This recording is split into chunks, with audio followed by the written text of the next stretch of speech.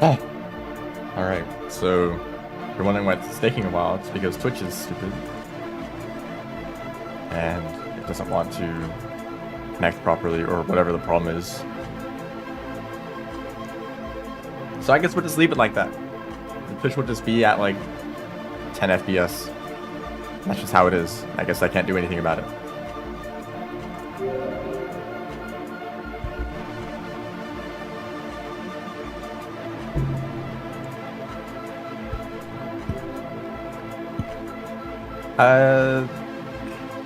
Let's just, I'm not gonna mess around with any of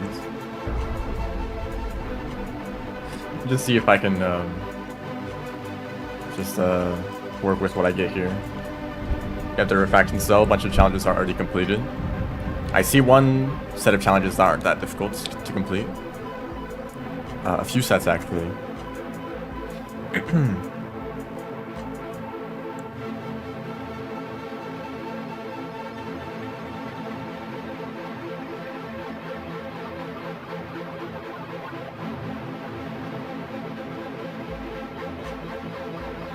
Farm raise.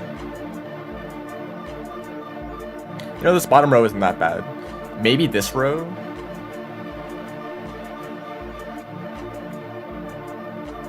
Yeah, honestly, I think this one's the easiest. We're in drainage system. We're in this shelter. Okay, I have a strategy.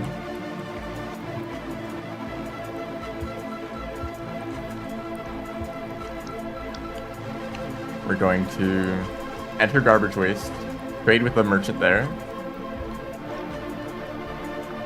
and then just go to farm raise immediately afterwards. So first I need to go over this way.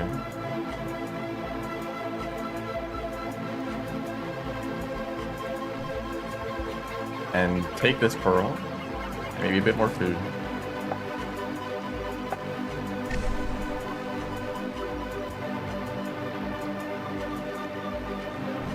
Back here.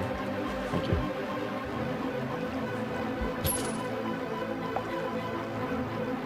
This is enough. I mean, there's food like by the gate. I don't really need to get this. Hello. Welcome to the stream. Is it at like 10 FPS on Twitch?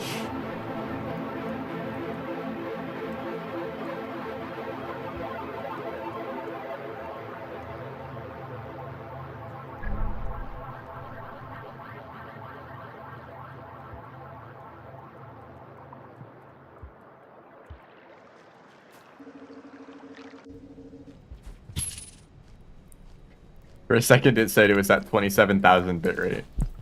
Okay. I think it was trying to catch up. Is it fixed now? Maybe it's fixed. Alright, so we're entering garbage waste.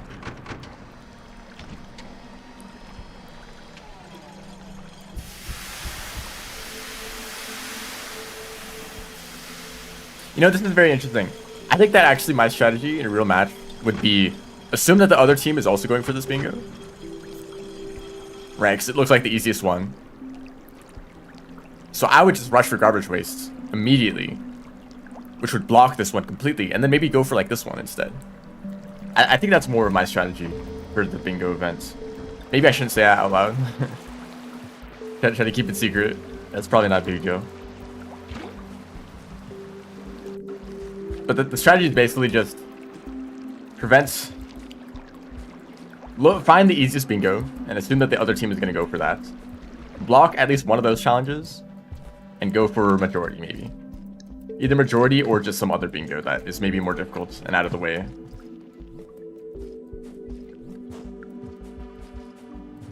Hello, welcome to the stream. Also popcorn plants. There's a bunch of new average wastes.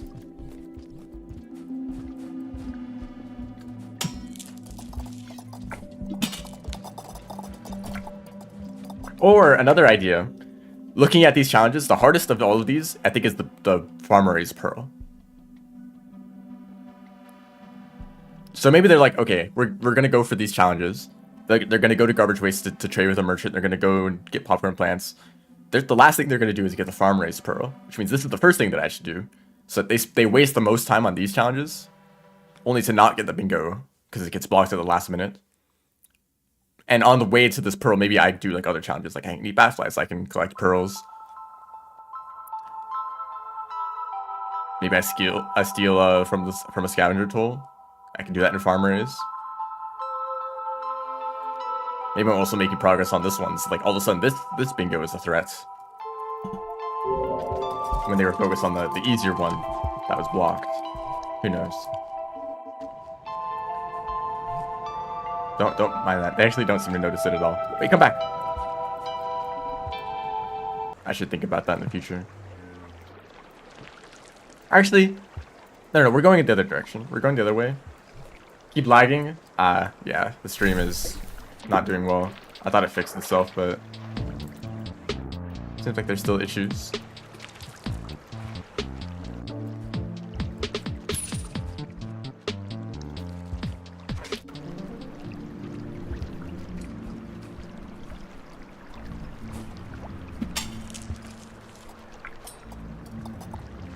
I should just swallow this. Also, I think I would have had to shelter by now, just to lock in the shelter challenge. That's probably the first thing that I would do. Or the enter the region challenge. We're not worried about that now, of course.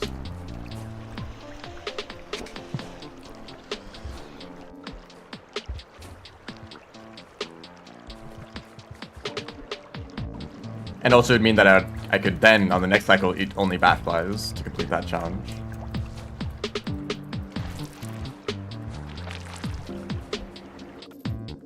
Okay, we're in the correct shelter. This is the correct one because there's 2 more popcorn plants here.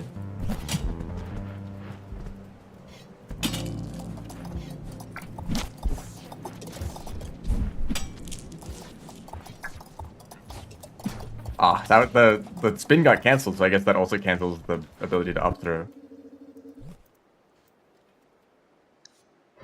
Is the stream watchable at least? Oh no.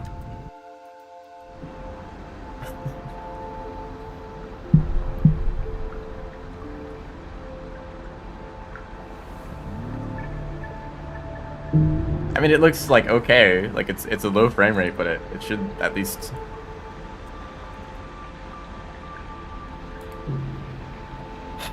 Yeah, I don't know. I don't know how to fix it.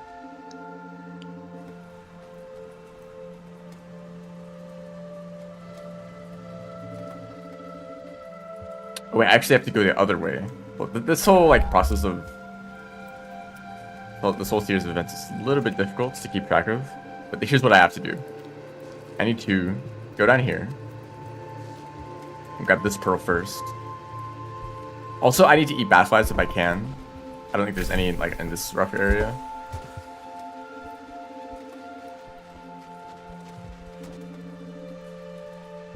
But don't eat anything else. That's the biggest problem that I have with like challenges that require eating something. I just forget about the challenge.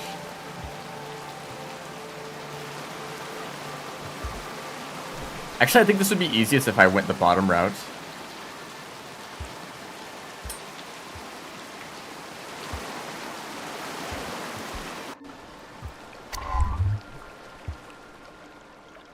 It's lagging a lot. Yep, I know.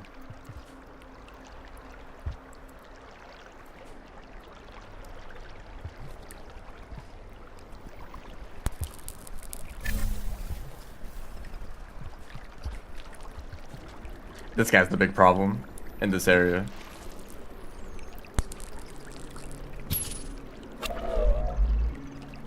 There are also batflies here, but of course I'm not going to go for those ones. Maybe I'll eat batflies in like industrial or something. That would be easier to manage. And like one of the very first rooms of industrial is full of batflies. Also, there's like tons of pearls everywhere. I didn't need to pick up this pearl in particular. I forget that there's pearls like everywhere in this bottom route. And it's only a few rooms away from the merchant, so this would actually be a much easier way to get like scavenger value. Or value for trading with scavengers. Maybe I need to like update OBS. I thought it updated automatically. Maybe that's causing problems.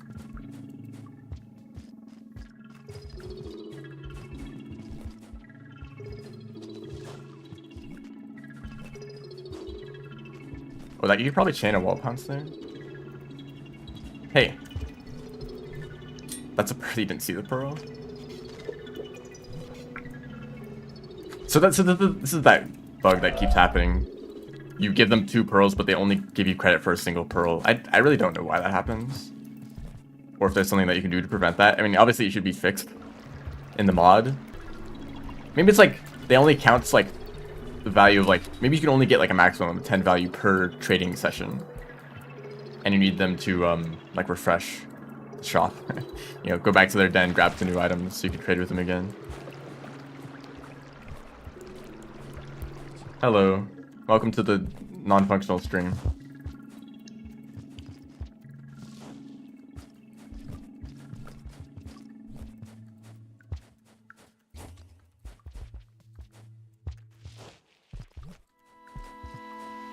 Actually, I want to test this. Well, no, that's not the spider.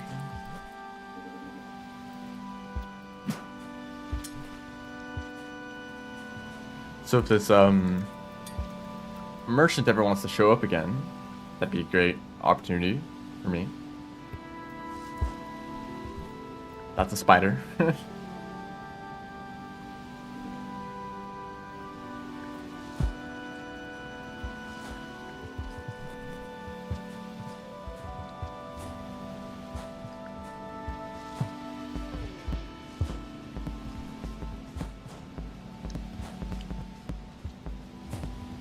Alright, thanks for stopping by. The stream is probably not worth watching anyway if it's going to be half broken the entire time. Aren't these merchants supposed to like show up multiple times? You know, you give them an item and they're like, oh, thank you. And they go and restock and they come back. Thank you. My goodness.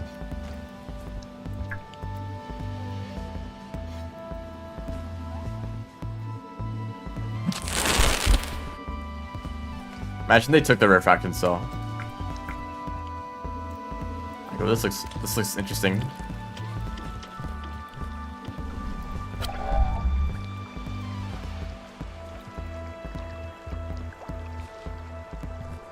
I messed up all the tech that I tried to do there.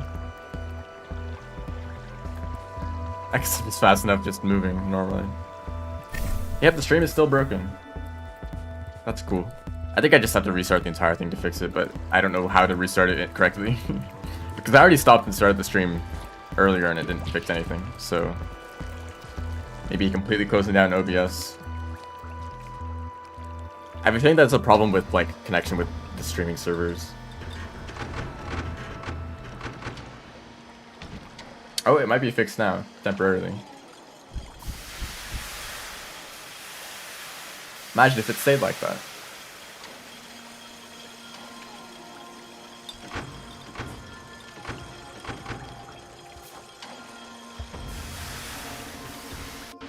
So hopefully, I won't die in the next, like, 2 rooms. And I can eat and sleep peacefully.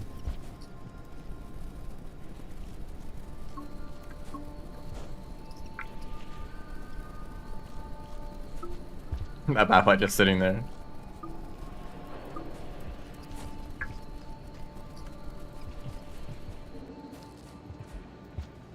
Okay, that's a pretty good cycle. I literally just need to get to farm raise now. That's the only goal.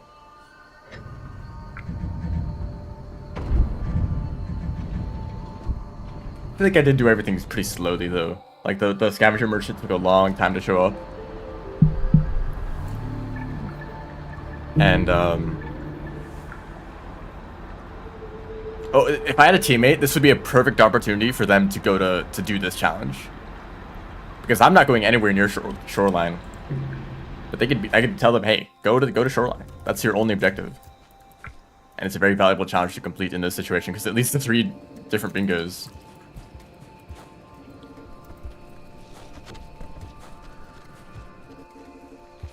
Honestly, if anyone shows up to the stream who has the bingo mod, I wouldn't mind playing with them. So if anyone is interested in joining... Okay. I need to stop doing that. Oh, the stream is dying again. So of course it's not fixed. It never will be. The entire stream is cursed. Oh, I shouldn't have done that.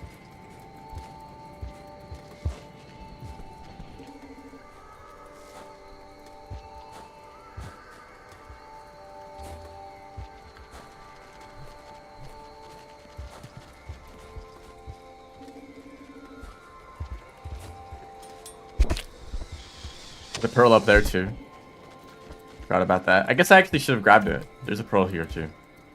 I'll get instead. Whoops. I need to cross the the scavenger toll.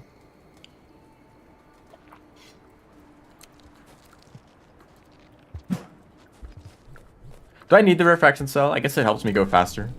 I don't really need to carry around any items either. I don't really like the refraction cell, but it is a it does help me. Like I said, I should use it really. You ever in a situation like that in a game where there is technically like an optimal strategy, but you just don't want to use it?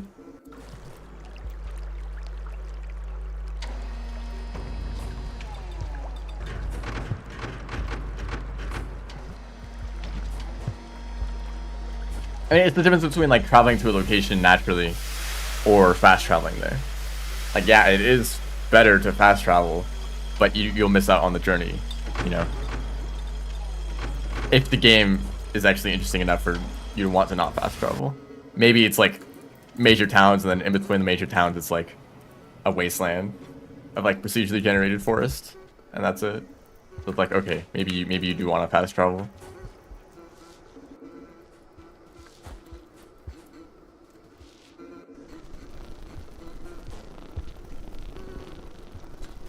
I need to practice that more. Can I do this? No, definitely not. That's enough.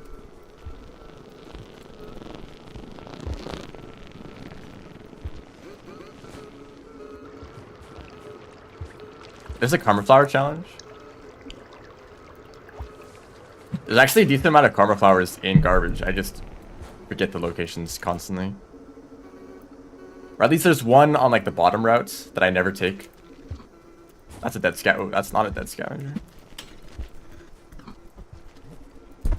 You really did that?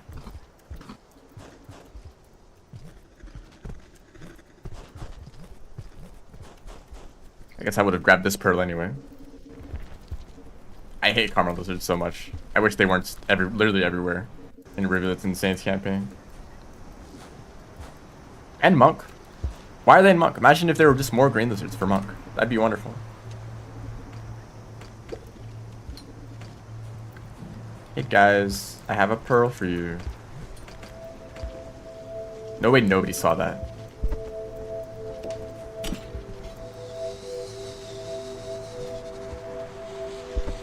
Hello?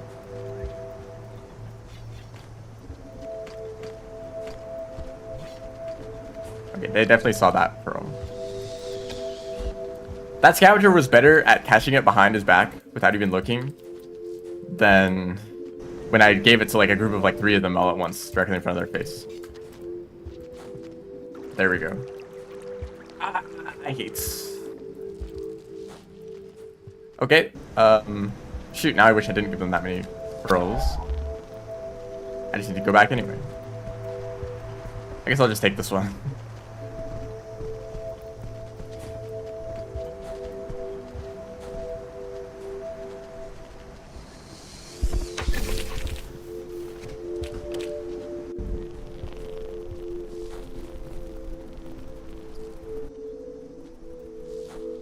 This path is faster. I need to keep going. Remember to like. I need to remember to take this path because it's actually really good.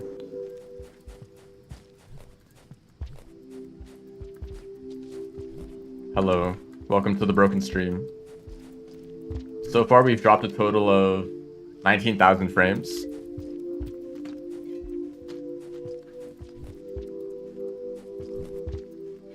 How hard did this jump be? Thank you.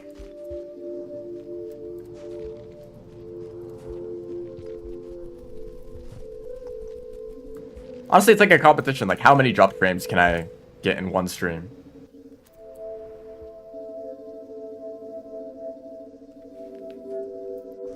Like, when are we gonna get to 20,000, you know? I got pushed out of bounds. Why do caramels do this so often? Like, out of any creature, it's like caramel lizards who push you out of bounds most often. Oh, am I... Wait. Why am I going down? Hello? Go up! Oh, why is the Repectant Cell helping me go up? Yippee. What was that? Why was it getting pushed down?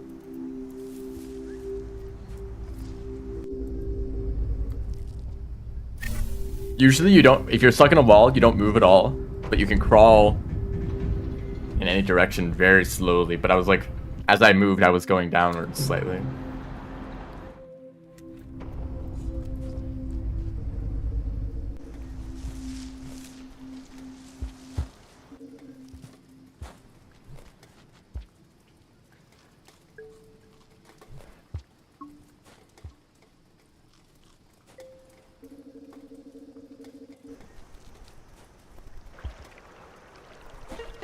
Oh, I messed it up. And it's actually easier as Survivor.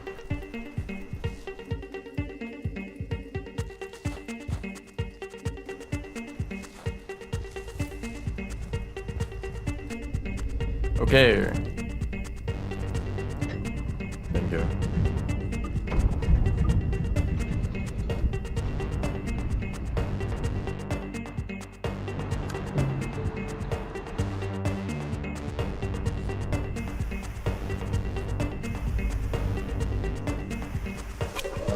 Hi. Thank you. I don't know if YouTube viewers know or not, but I participated in a tournament yesterday, hosted by Scurry. I need to go this way. It was a PvP like arena mode tournament. It's a lot of fun. A unique kind of gameplay because I have not played PvP much. Most people haven't really. Like, you're like, oh, arena mode is the thing that's in the game, but you don't really have anyone to play with, so you just, oh, that's a challenge. Well, that's not relevant. And any like forms of multiplayer were like incredibly laggy. Rain Meadow is still laggy, but it's at least functional enough, you know. So that was cool. If you want to go and check Scurry's Twitch channel, check the last VOD you can watch.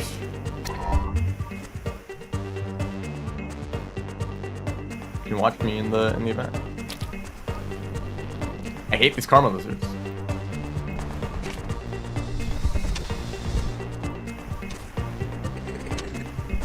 Gee, look at these awful creatures just sitting here doing nothing. Like, what are you guys accomplishing? Because there's a Squidcada there somehow.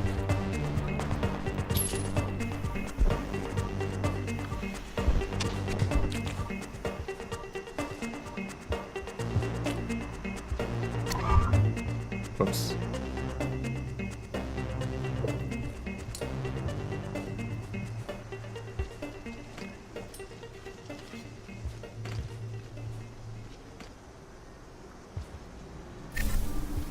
Today I'm open to people joining this, joining me in these bingo matches. I don't know how I will set it up though, if it's like co-op or in teams against each other, but we'll see. If more people join who have the bingo mod.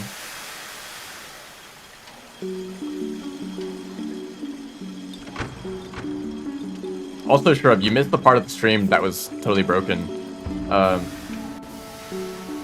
Across the entire stream, I've dropped 19,000 frames. So that was fun. It seems to have stabilized a bit now, but there's a very high chance that it will continue to lag.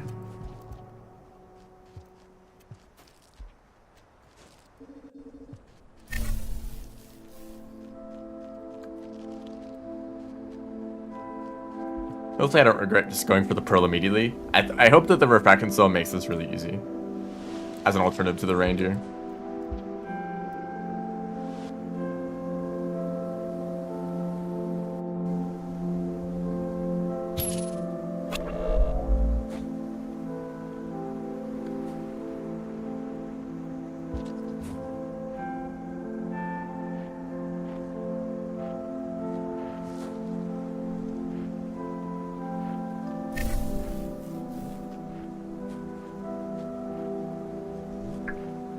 You can have that pearl.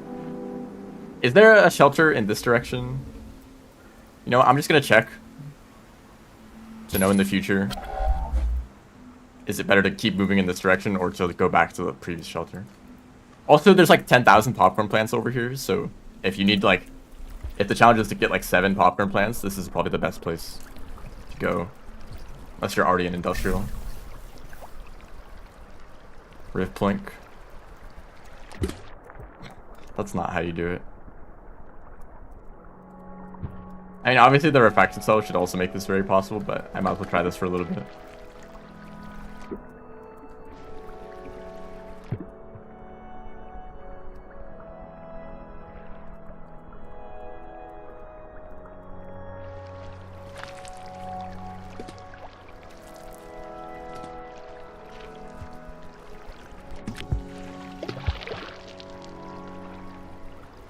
Yeah, I don't want to bother with that.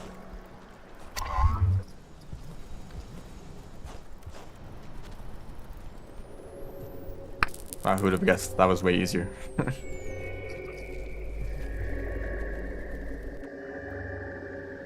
Cool. I have not touched this board, by the way. I opened up expedition mode, started bingo in like 10 seconds.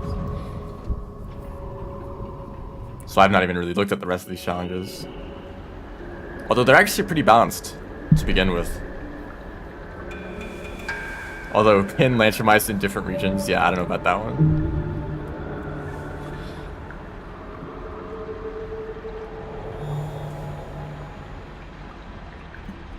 Cool.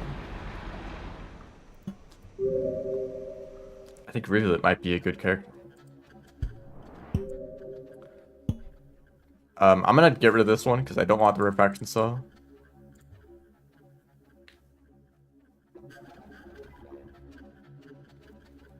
And this one too.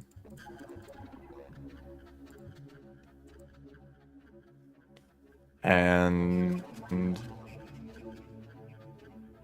I think the rest is fine.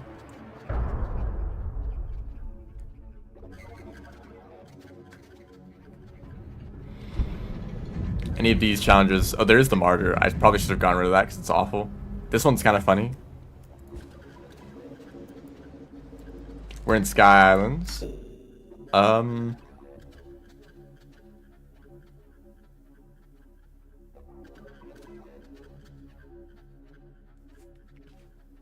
the Pilgrim. Okay, so the passages aren't happening. This diagonal, actually either diagonal is pretty good. Honestly, this one? Where can I find a red centipede? In like garbage waste, right? I think that might be the only one for Rivulet. Since I think the pipe yard centipede is missing. And I need to go to drainage system anyway. I can do this in... Yeah, okay. That's a route. Is there better routes? Probably. I'm not gonna worry about it too much.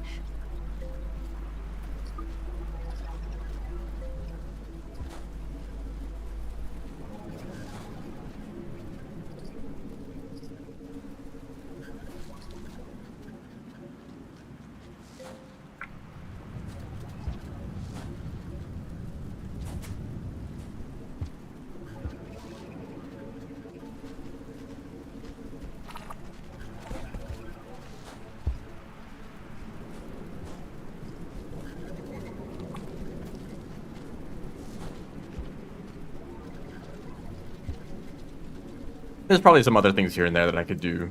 Like the popcorn plant challenge again. Oh, this is the spot with like a weird wall pounce. No, actually, it works pretty well. Now, I don't know if I don't think there's noodle flies. I think the noodle flies outside of farm rays are more common for the earlier campaigns. That's your Spearmaster and Hunter and Artificer. As you go further down the timeline, the less of those that you get. And you end up only finding noodle fly eggs in oh my gosh. You end up only finding them in farmers. Oh, the stream is breaking again? Wonderful. This time OBS isn't even telling me.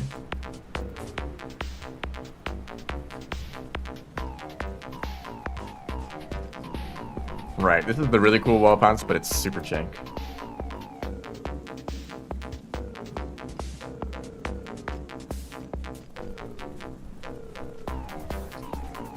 So actually, I don't know what the problem is, because YouTube is also having problems.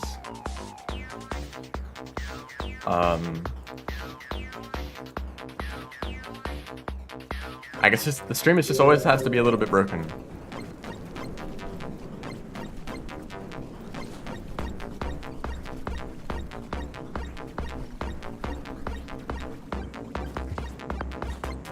And also, yeah, no noodle flies. Maybe in like some random room, there could be one.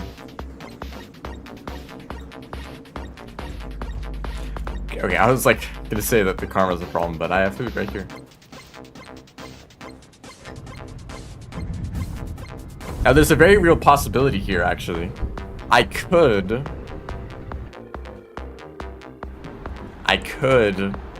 go through Subterranean to Shoreline, then Garbage, then Drainage. Maybe that's a bit roundabout, because I need to go to Drainage System. So maybe it's like outskirts Drainage. Yeah, okay, that's the more obvious route. And then just go to the Leviathan afterwards. It'd be kind of funny if that worked out, though. If I didn't need to go to Drainage System, maybe that'd be the best route. And to get Nomad, I don't think you need to shelter in regions. So I can just kind of follow the routes and be fine. I just need to do this all in one cycle in farm areas.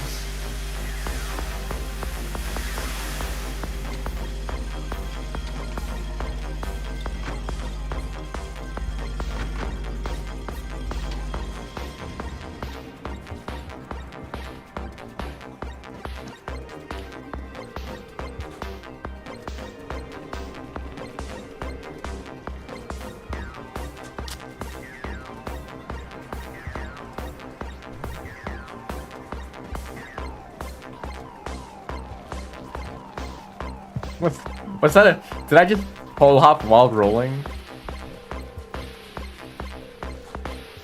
Oh wow, this really messes with your physics.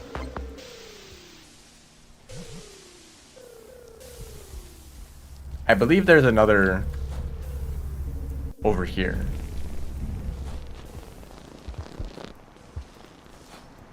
Yes.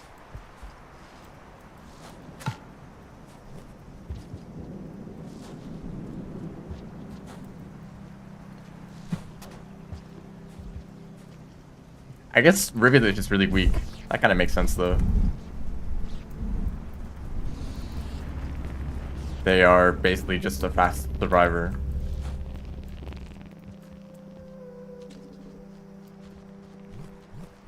Oh wait, I didn't think this through.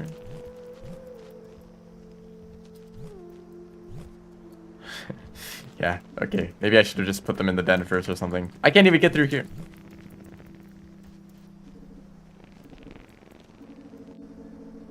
Hands are slippery. That actually is a better. I like that explanation. They can't get a good grip on anything. Also, I only have 2 noodlefly eggs here. What happened to the third one? Okay, I was holding it. That's what happened.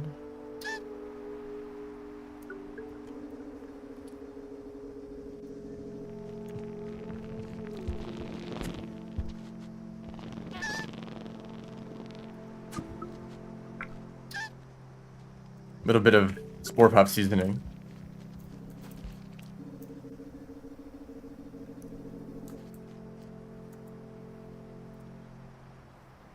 And since my tail is sticking out. And since the last shelter was in Sky Islands, this still counts towards Nomad. I just need to make it to Outskirts on the next cycle. Which is not that bad.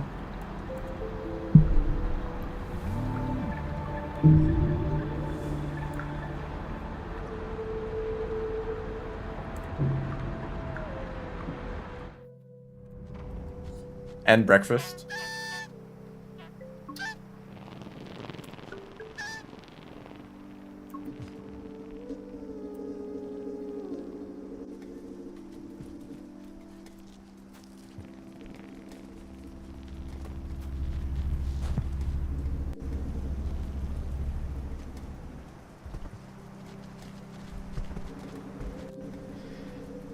Hello, welcome to the stream, thank you.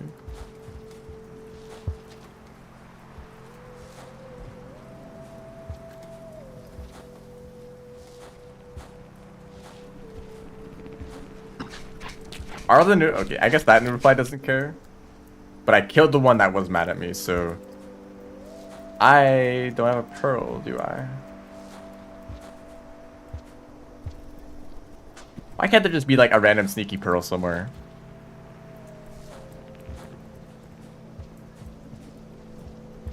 You have to go like all the way back through a few rooms to find another pearl. I guess I should have planned it out. Grab that pearl. Anytime I'm going through this region, I should just grab the pearl, just naturally. So that's part of the route.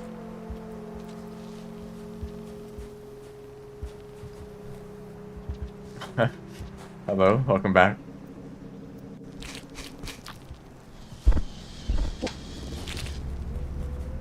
Blue lizard or squid cannon?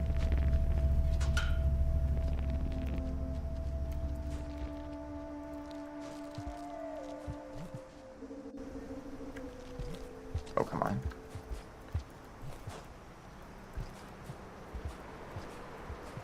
There's actually also a pearl right here, which I think is less known about.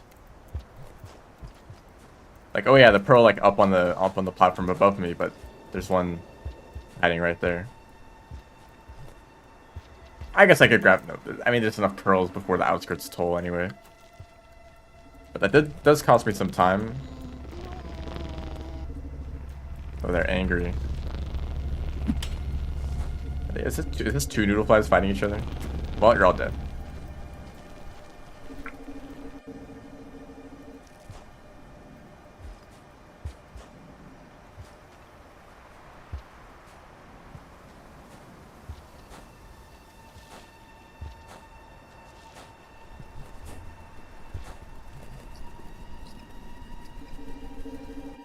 It's funny when you eat enough food at the very beginning of the cycle. It's like suddenly you don't care about food at all for the like entire next cycle.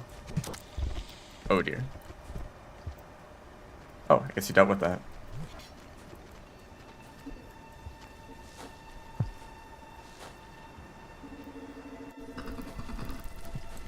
Once again, karma lizards being a problem.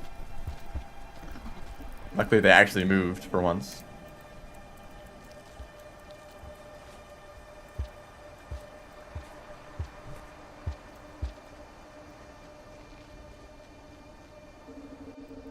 That's true. It's in the name. Welcome to the stream. Didn't you show up at the very beginning?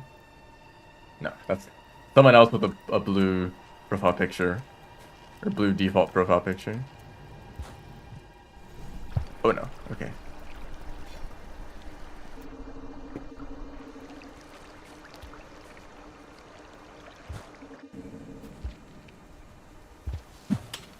That was really bad, but Rudy doesn't care. Hello everyone, welcome in.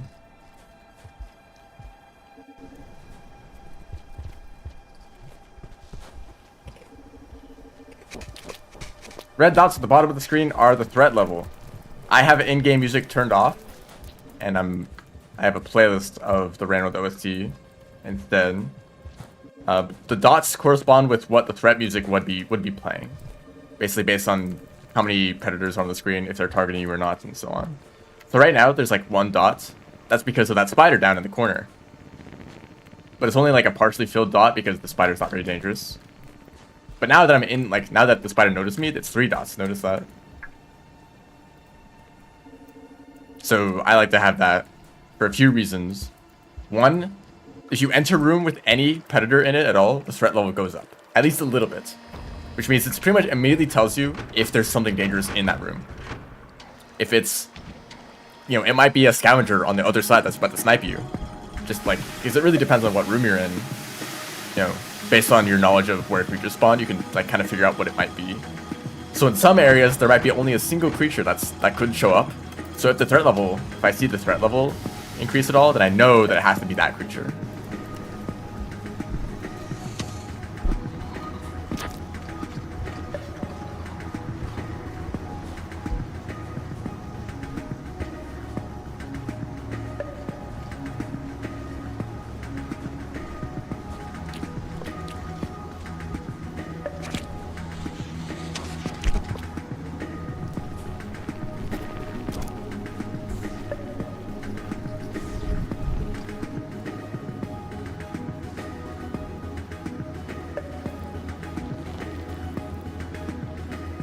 I think it also shows up for dropwigs and flow plants, like the more stealthy creatures. I actually don't know. Maybe it doesn't change at all. And yeah, some regions don't even have a threat. Don't even have threat music. So it's your only way to get a measure of a danger in a room.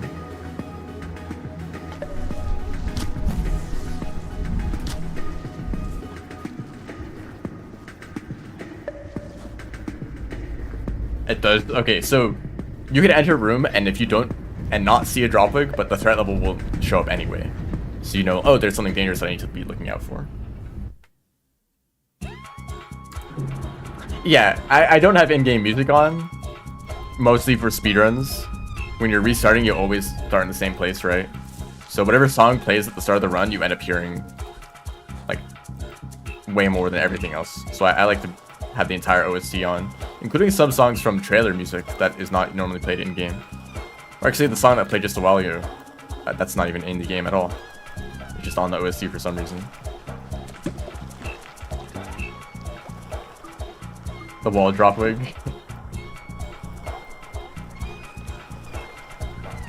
Hello? What was that? Why did I get stuck there?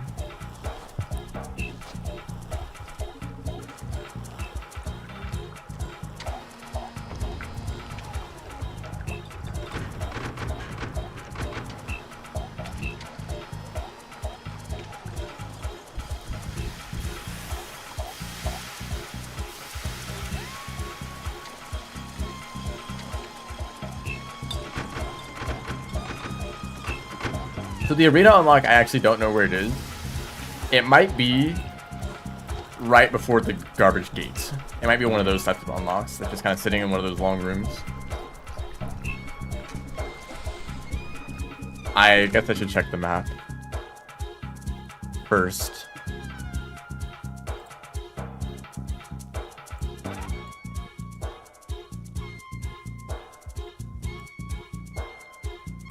It is. It's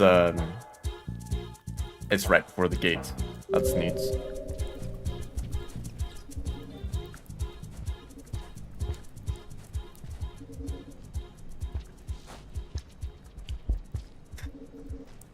That funny tech.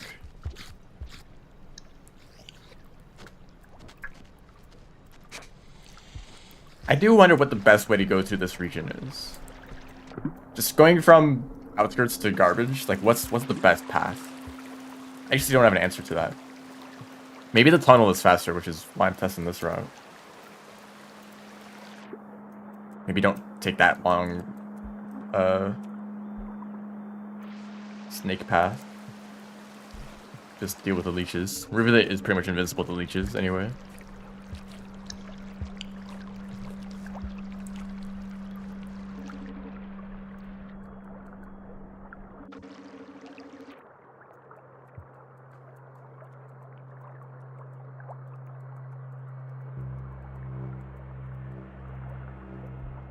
And also, is there a shelter? No. Actually, this was kind of the wrong path, because I want to go up there.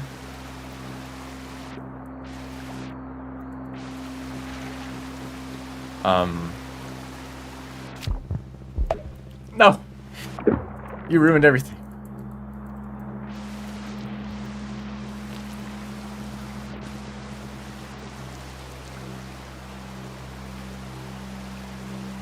Oh damn, it actually does work. Do a little dance and the leeches will leave. Oh, that works. So I probably should have taken the top routes to get to the shelter faster.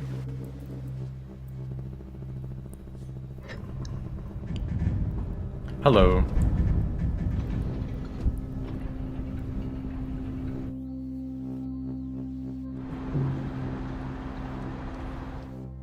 Helps her moon percent.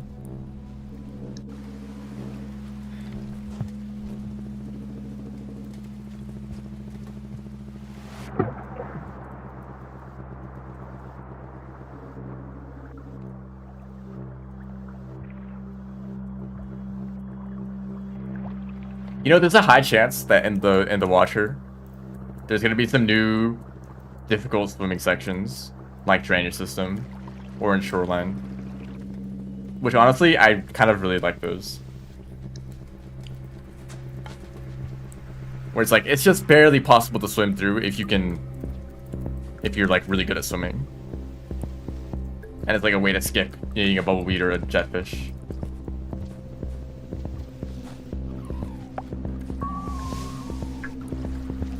As long as...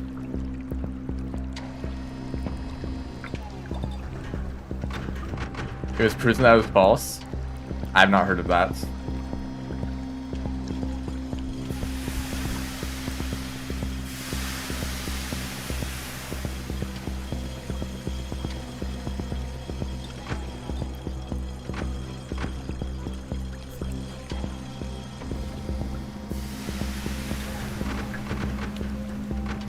I guess I'll go for the red centipede. That's why I'm in garbage after all. I can shelter afterwards.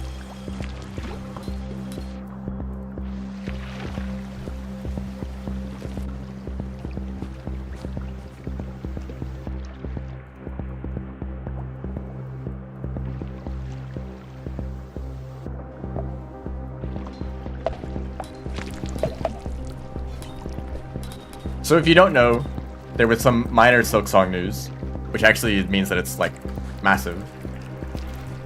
It's not even news, it's just like a little bit of information.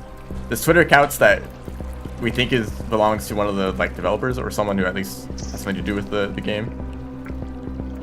They were like, keep your eyes closed tomorrow. But I think tomorrow was like the Switch 2 reveal.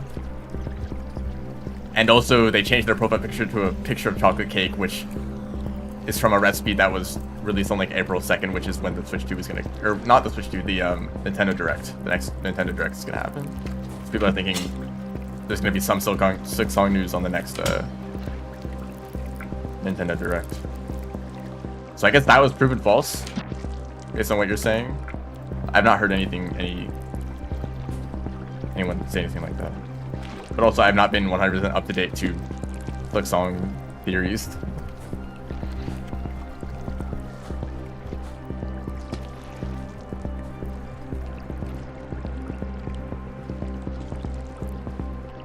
Ooh. I actually really like the hit creatures challenges. Especially with the red centipede, because I have to do all of this to stab the centipede a bunch, but I don't need to kill it. It's not crazy like that. But it still requires that I interact with the creature. And also lose all of my spears.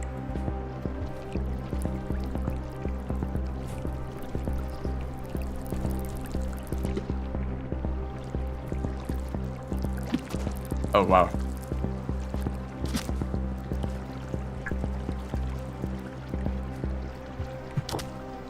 Is that sticks? Run.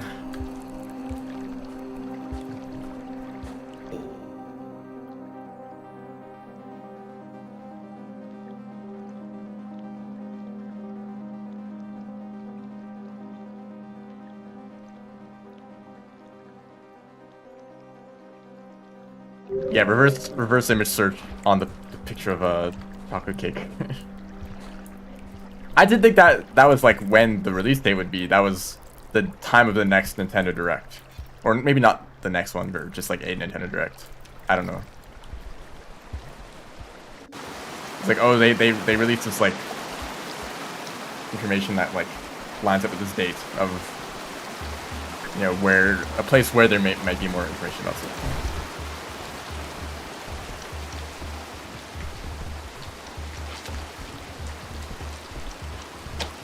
Damn, the instant death. No.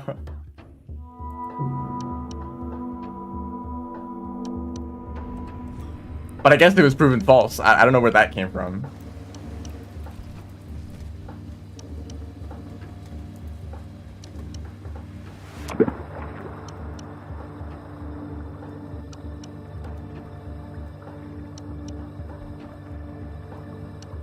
I'm of the belief that Silksong has a high chance of releasing this year.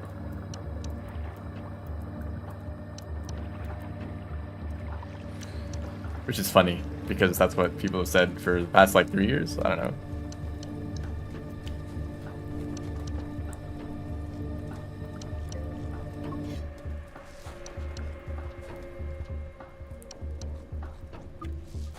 I think that there was pretty much no news at all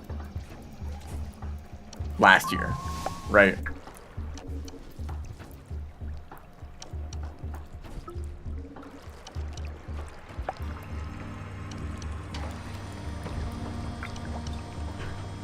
I think that was them basically saying, we're just gonna focus on developing the game and save all the cool stuff for next year.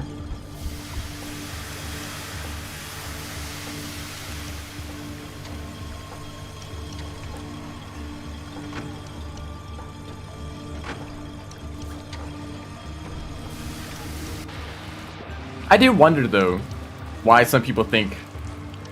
I guess people think they should have released earlier because they revealed the game earlier.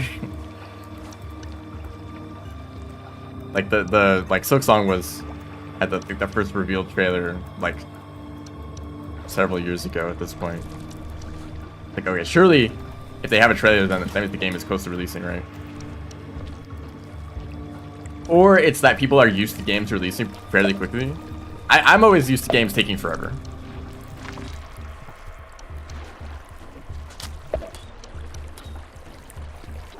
No. The small centipede.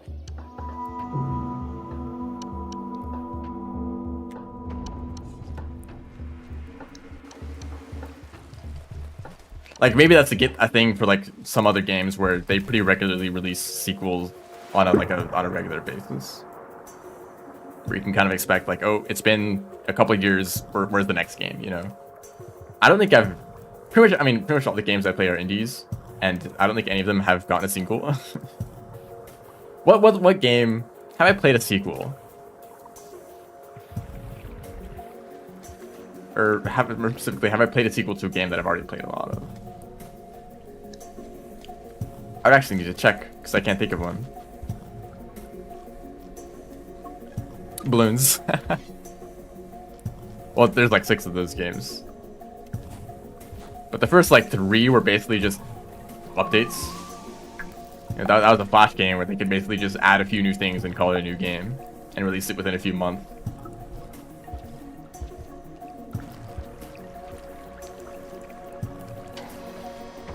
Did I grab the unlock? I did. Okay. Balloon City 4. 4 was the first one that I played.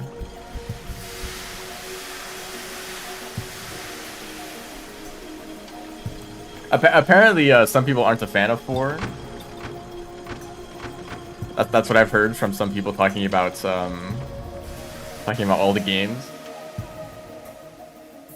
Like 5 is when it gets real. I think 4 was pretty interesting.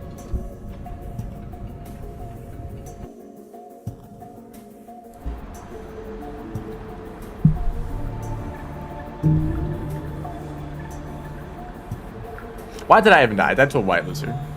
Yeah, I really shouldn't have done that. They're not even that hard to just like have the white lizard follow me for a little bit, stab it with the spear so it falls, and then just move on. That would have taken like 5 more seconds.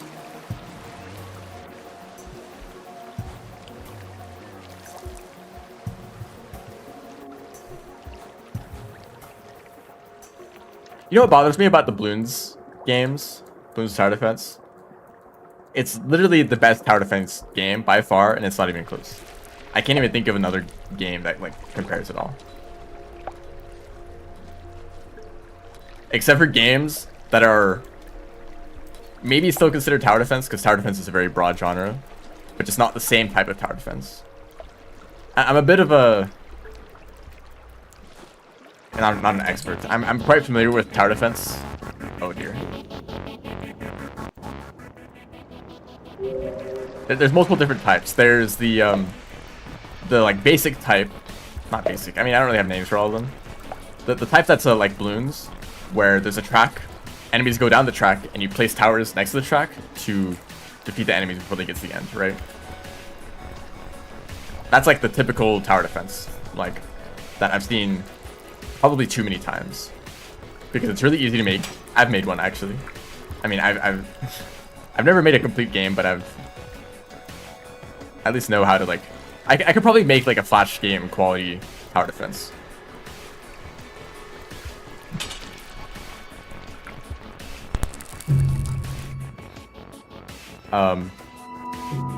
Then there's like Plants vs Zombies, where technically you could consider it in the same category, but it's different because there's multiple like rows.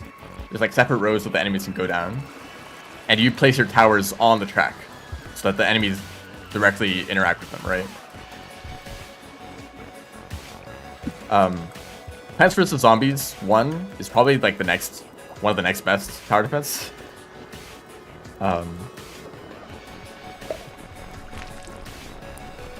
It's definitely up there.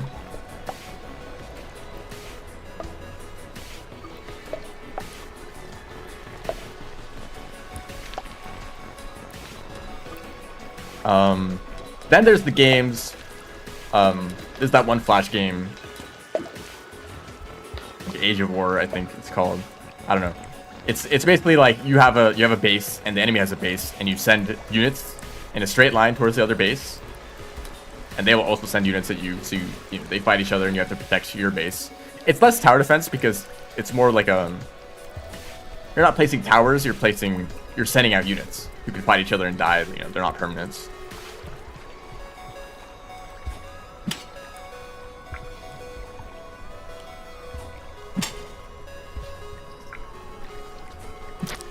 Oh, that one got him.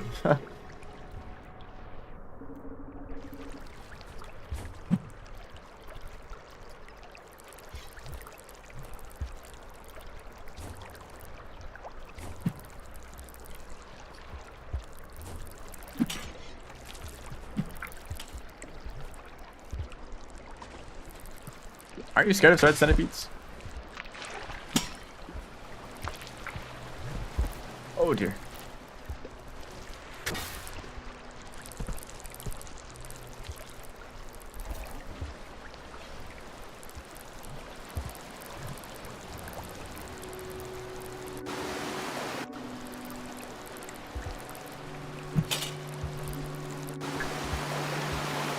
Anyway, out of the like basic type of tower defense where it's a track that the enemies go down and you place towers next to the track, BTV6 is by far the best one. Probably because it's not a Flash game, and that they had, you know, many years to work on to work on the game and add new ideas and towers and such.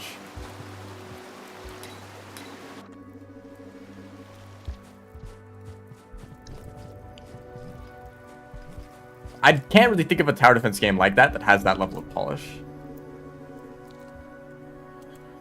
Okay, that took way too long.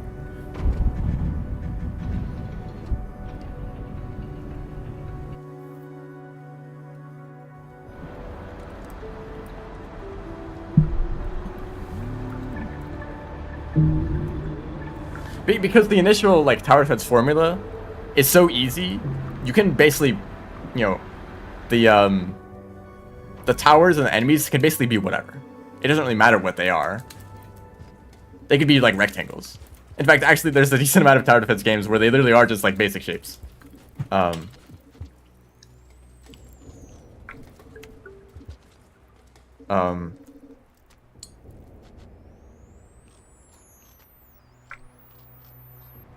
dual-wielding centipedes.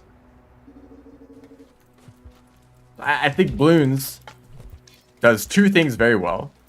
One is the theming, and the other is like strategy variety. The theming of Bloons is amazing. it's monkeys throwing darts at balloons to pop them, except the balloons have balloons inside of them. Oh. So you pop down layers. It goes from like, there's a blue balloon, and you pop it, it goes down to a red balloon, and it just keeps going down and down. I think this is the right direction, actually.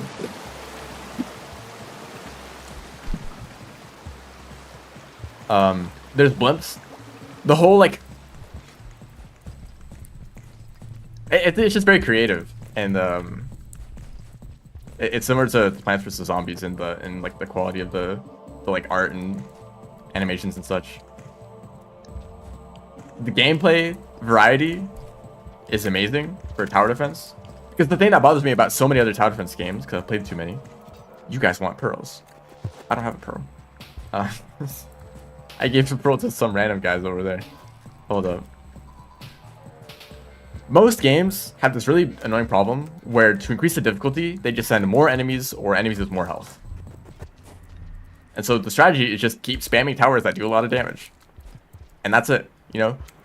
Like, you know, if there's like infinite waves, all they have to increase the difficulty is just to add more and more enemies, or to increase the health of the enemies until they're bullet sponges that, you know, can take every single one of your towers, attacking them for the entire track.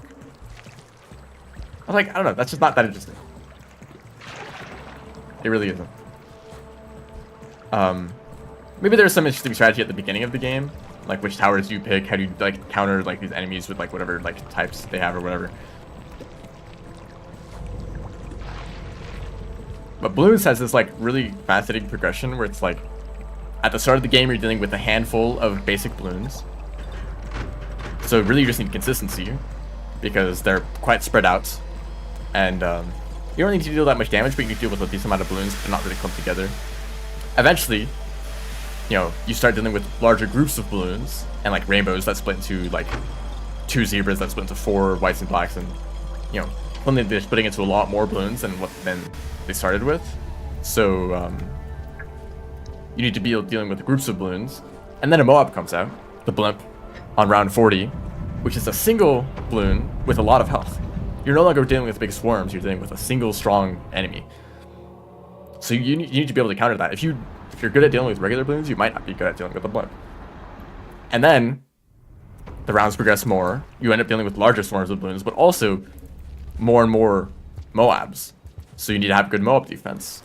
And then eventually it progresses into larger groups of Moabs. To the point where in like the round like 80s and 90s, you don't really care about single target damage. You actually need group damage. Even though they're blimps with a lot of health, there's so many of them, you need to be able to deal damage to all of them. So like your group damage becomes a big deal once again. But then you get to round, well, you get to the like 90s with the DDTs that have a ton of properties like lead, black camo, and they're super fast. So you end up needing like a very unique type of defense to deal with them, because only certain towers can damage them at all, and they move really quickly. So it's not like you can just slow them down and, well, actually slowing them down, it's like the best, one of the most effective strategies against them. But you don't have, you have to deal with them quickly. You need good burst damage.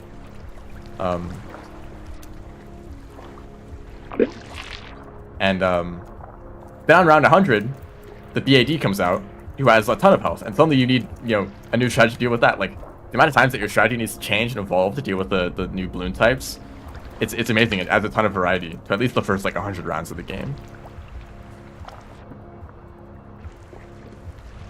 Because it's never just deal more damage. It's always like, how do I deal with the threat that I'm dealing with right now? That was the most pointless point.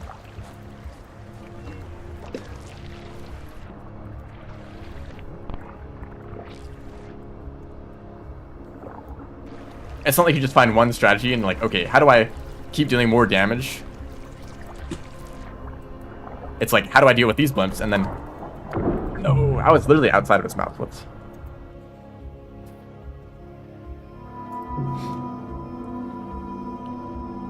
It's not like this tower does a lot of damage. Time to spam a lot of them, because then you'll die to the group of balloons.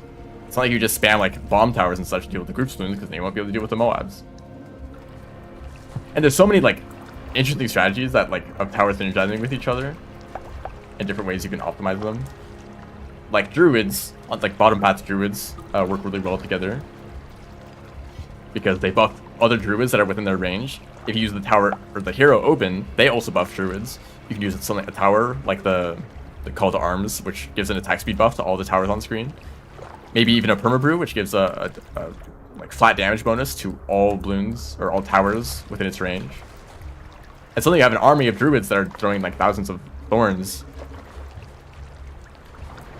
That's a viable strategy. What if you don't want to like have a swarm of towers? What if you want instead one very powerful tower? Well, you could do that. Maybe like a super monkey, buff them with an alchemist, buff them with overclock to increase their attack speed. Maybe even get the 5th tier that I forgot what it's called. You know, buffing a single tower or buffing like a large group of towers. Maybe a bunch of like support towers that work together well, like the glue gunner that can slow down blimps or even increase the amount of damage they take.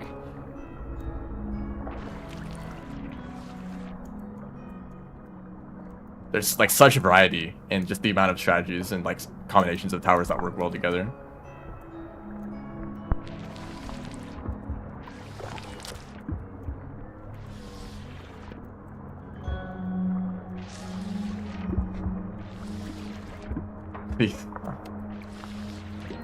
There we go.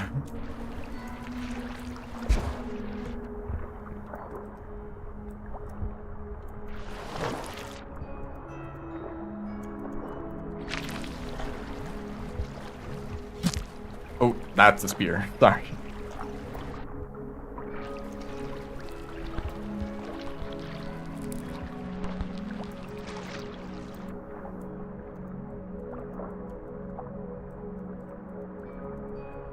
I had an idea for a tower defense game that was kind of similar to Darkest Dungeon. If you know how that game works, where you have this party and you send them into the dungeon, right? And there's permadeath, you know. I think there's permadeath. I actually haven't played the game. I've just, you know, heard about it a decent amount.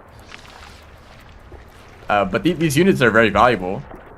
You need to, you know, give them, you know, actually, is there equipment? I don't know. You have to like make them stronger, of course, so that they can deal with the more dangerous dungeons. But then they die or get too stressed or like whatever all the problems that can happen to them. It's not like an RPG where you could just build up your team and keep buffing them, and it doesn't matter if you die. You can just like revive them or respawn or whatever. You really need to like value the lives of your units to get as far as possible. Imagine that, but with a tower defense, where as you do levels, you know, your units get stronger, they get better equipment, they can level up maybe, all of that. But also the enemies can attack back and kill your towers. Which means you... Oh wow, that's a weird whiplash.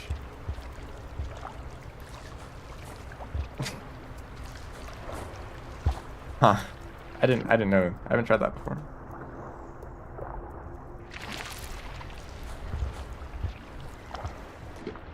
Why is there only a threat when I'm up there? Hello? I go up onto that platform and suddenly there's something dangerous.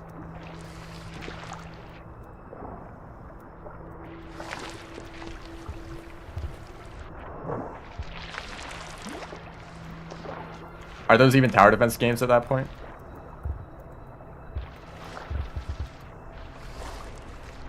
Strategy games. I think there's something special about just the basic idea of a tower defense. Of the fact that you aren't moving forward and defeating new enemies and defeating bosses and making progress. You are standing still. And you're just trying to stay alive.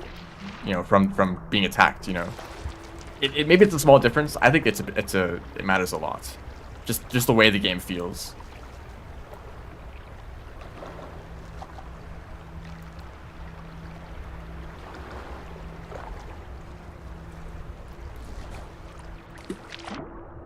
Oh, here you are. Maybe.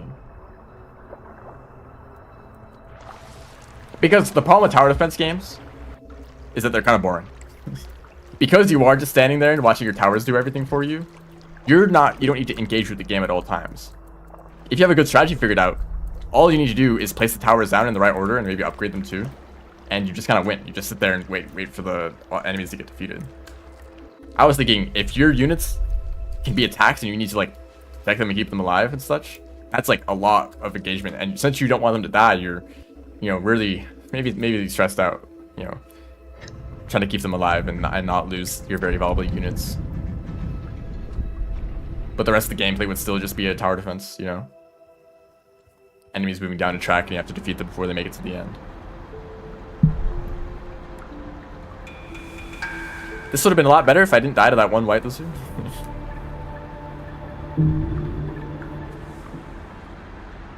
Another type of tower defense that I don't really know many examples of is...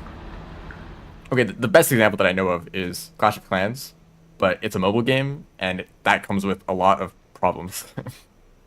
Like the fact that it takes like literal days to do some things. The way that game is designed is like a lot of mobile games where you're not supposed to play it for a long time. You're only supposed to play it for a few minutes every day, so that you don't get tired of it, but you stick around for a long time.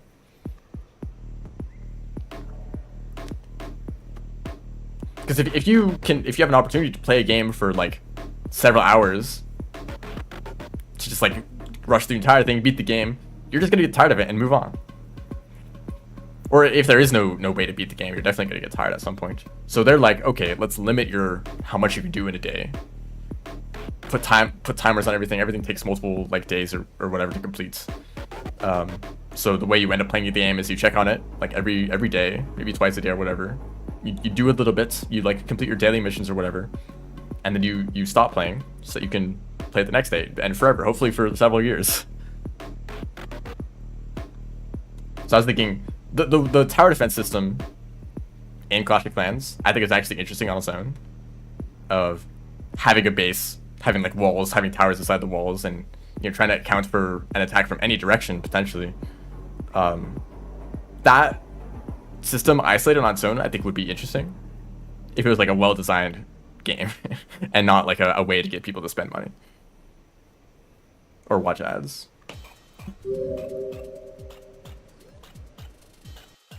And I guess those kind of games tend to be RTS, right? That's like an RTS thing. And usually it's two-sided. You're defending your base that you need to protect with whatever, but you also can create units and send them to attack other bases, right? That's what the format tends to be. That's it's like a Ministry. Ministry technically could be that type of tower defense, but I find what Ministry ends up being is, since the enemies are super predictable, you build a massive wall right in front of where the enemies spawn and just spam a billion turrets right there. You're not like building a perfect base with like walls that are protecting your like protecting the right areas and placing towers in strategic locations so that they cover everything equally. But also like managing the factory building aspects of the game to like supply ammo to your turrets and all that. You don't really worry about any of that in actual gameplay. Maybe in like PvP, but I don't. When you get to that point, it's an RTS.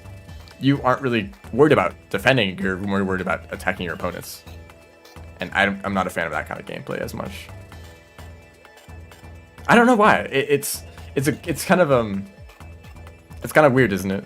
What is different about a game where you sit still and wait for enemies to attack you so you can defeat them? I don't know. But I really like it, and I wish there were more games that actually were polished and not just like a bunch of Flash games from 10 years ago.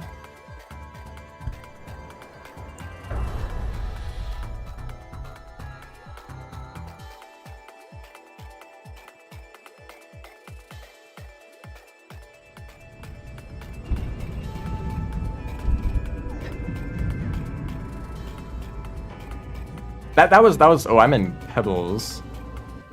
I'm in this gate. Hold on, I need to actually focus on the game for a little bit, at least just to come up with a route.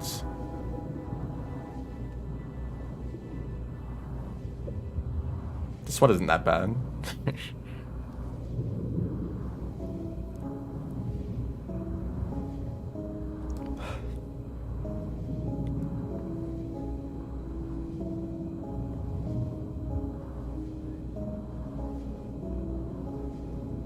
This one isn't that bad if I can find 3 spitter spiders in one cycle. Oh, I didn't see this one. Shoreline Vista, Pearls, Batflies, Nomad, Popcorn. There we go, I'm gonna go for that. This was an inspiration for me to try to create a tower defense. More of a base defense, I think, is a better way to describe that kind of gameplay.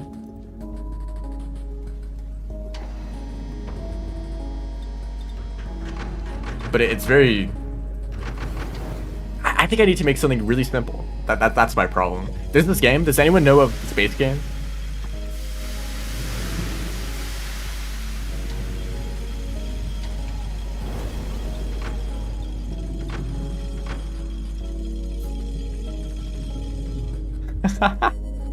Yeah, does anyone know the space game? The space game. The only one. And if you don't remember it by name, it's... I guess it's tower defense. It's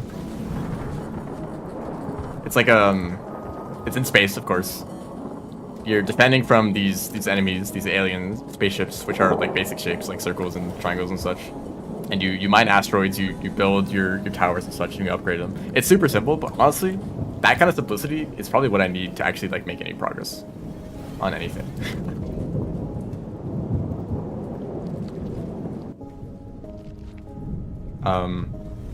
Because it's so simple. There's the asteroids. You mine them to get resources. You spend the resources on... Oh, I should have gotten a grapple worm. That's not... Oh, I'm alive. Wait, that pole extends really far down. You spend resources on towers. They're all like free floating. Except it creates a network where each tower connects to other towers nearby.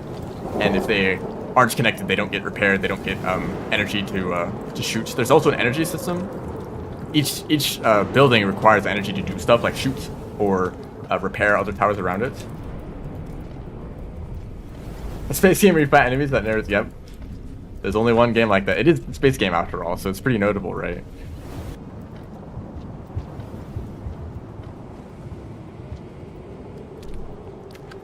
Oh, I saved it. I was really close.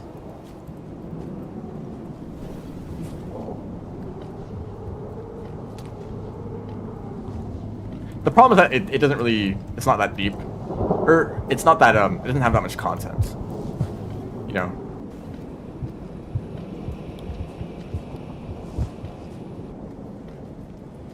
Also, it's pretty easy to min-max and just make it really easy. Like, if you have a really efficient strategy for mining asteroids really quickly, you can build up a very powerful defense that just become indestructible, right? And then you run into the same problem as all the tower defense games where you're just overpowered and you just sit there and wait for the enemies to run into your defense and die, right?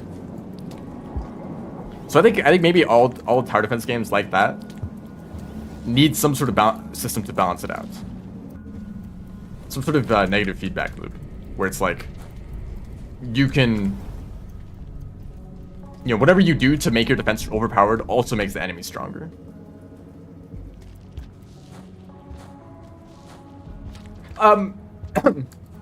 Factorio has pollution.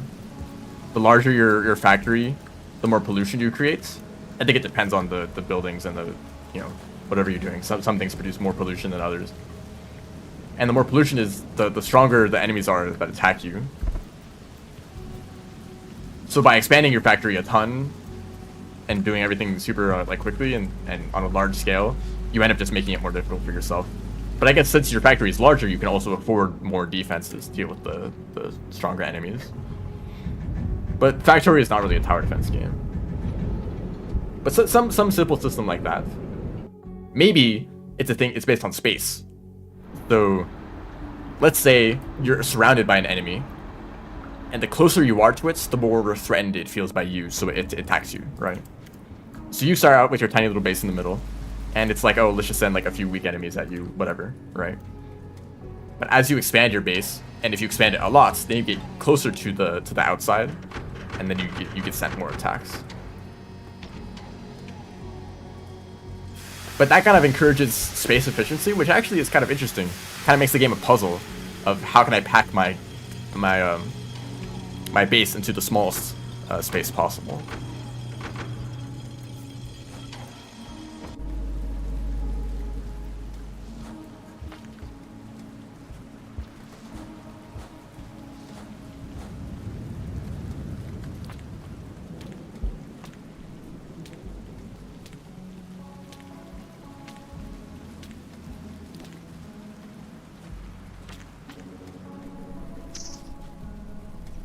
I swapped between the two bat flies like 6 times.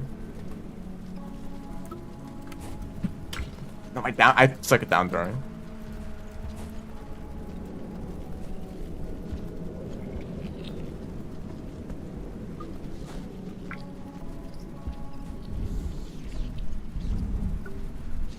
Oh, this is the situation that I should have planned for in advance. I should have eaten 1 less food last cycle, so I could eat 1 more bat fly this cycle.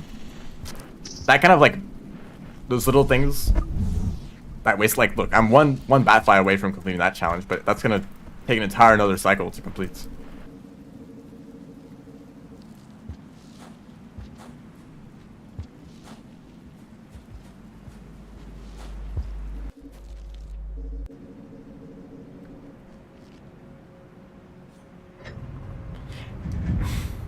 Also, somewhat completely unrelated topic.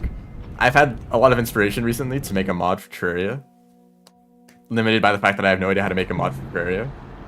But if I knew how, or if I knew someone who knew how, I would have like ideas of what content to add to the game. I'm also thinking it probably wouldn't be that hard, because all I really need to do is copy some items that are already in the game and match around with some values, and like most weapons in Terraria are just another weapon with some different values for its damage and its, you know, properties or whatever. I mean, most guns are pretty much exactly the same. They're just a new sprite, a new like fire rates and damage value and whatever.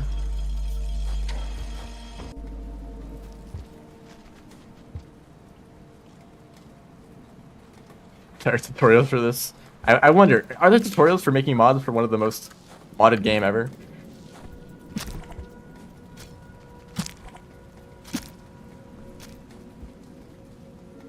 It probably wouldn't even be bad, honestly. I might actually try to do it. The limiting factor is just like getting the tools to make a mod in the first place.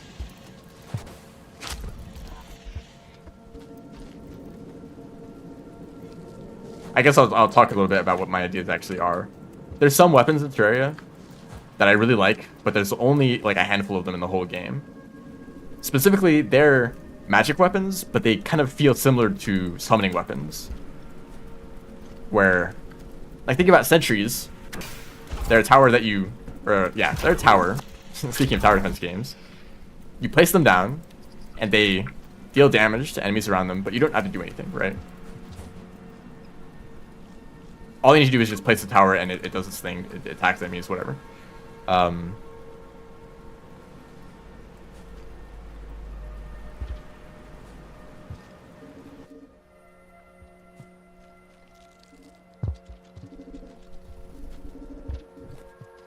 There's some magic weapons that are similar, like the Nimbus Rod or the Crimson Rod, right?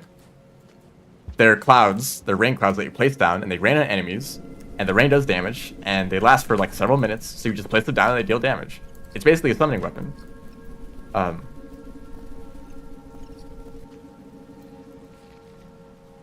it's not like, the point is not to, ooh, that scavenger almost messed me up. The point is not to like make an army of summons to fight your enemies. The point is to place down one cloud. Yeah, rain reference, no way. You place on one cloud, it does a little bit of extra damage while you use your other magic weapons, right? The other weapons, I think there's only 2 in the whole category. There might be more, but there's the Magnet Sphere, which fires out a slow-moving sphere that attacks nearby enemies. It only lasts for like 20 seconds, so you pretty much constantly need to be refreshing the Magnet Sphere, shooting out. But what you do is you swap to the Magnet Sphere, you shoot out one projectile, then you swap back to your normal weapon. The Magnet Sphere does its damage for like 20 seconds. When the sphere disappears, you shoot out another one. There's also the Rainbow Gun, which is pretty similar. You shoot a rainbow and it sticks around for I don't know, like 30 seconds. It deals damage to enemies that contact the rainbow. And, you know, when the rainbow disappears, you place it again. And just imagine if there were like 30 more of those weapons in the game. And how often you'd have your entire like hotbar full of these weapons.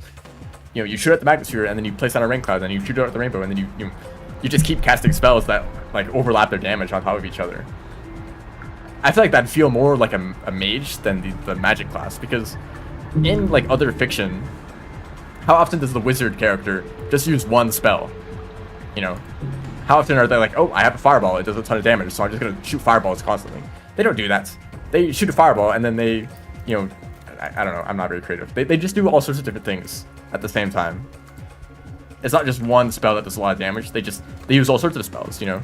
That's what wizards do. But in Terraria, you know, that's what you end up doing. You find them one magic weapon that does a lot of damage, and you just use it all the time. But they could be a really interesting type of gameplay to constantly be switching between different weapons to overlap all of their effects on top of each other. But they're not like summoning weapons where you just place them all at once and they just do their thing. You have to constantly be refreshing their cooldowns, you know. So my idea basically for a mod would be to make a new class. Either it would be a new class or a subclass for magic of only these types of weapons. Of weapons that you fire out so that deal damage, but you can only have like one projectile on screen at a time. That's like the gimmick between all of them.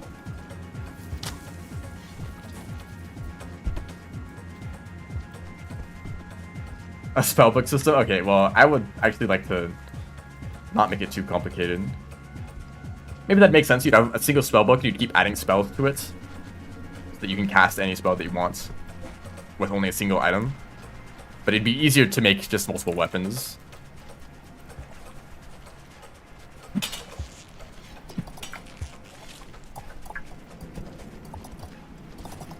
And I already have a few ideas.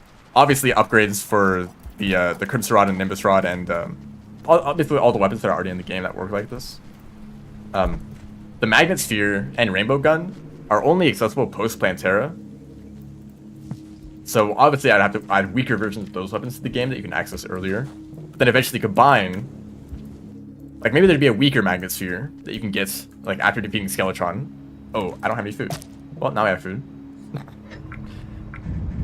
So you get the weak Magnet Sphere, whatever that's called, from defeating Skeletron. Then, after Plantera, you get the stronger Magnet Sphere. Then you combine it with your old Magnet Sphere and make a new one with like new effects or whatever, you know.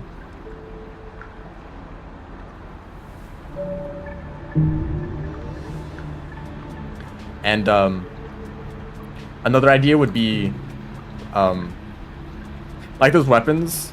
Or like the water bolt. Is that what it's called? The spellbook from the dungeon that shoots it shoots a projectile that bounces around for a long time. Imagine a weapon that fires a single bouncy projectile and it bounces around for like 30 seconds. And if you have the right arena that prevents it from escaping, you just fire out this it's like bouncy ball that just bounces around and just deals damage to enemies and just let it do its thing. I think that'd be a fun weapon.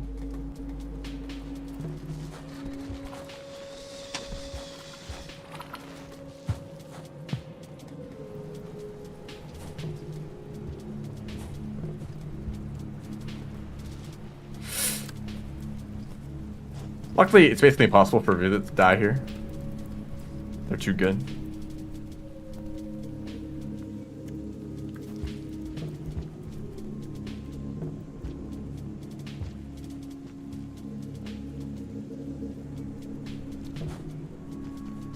Like, how about an upgrade for the Nimbus Rod, where in addition to raining on enemies to deal damage, it also like fires lightning. That'd be neat. How about a projectile? Like imagine a projectile similar to the Rainbow Rod, but it never disappears. It just like keeps floating around, homing in on the nearest enemy constantly. That'd be more like a summon, I think. Kind of like the Stardust Dragon, where it chases after enemies constantly. But it only lasts for like 15 seconds.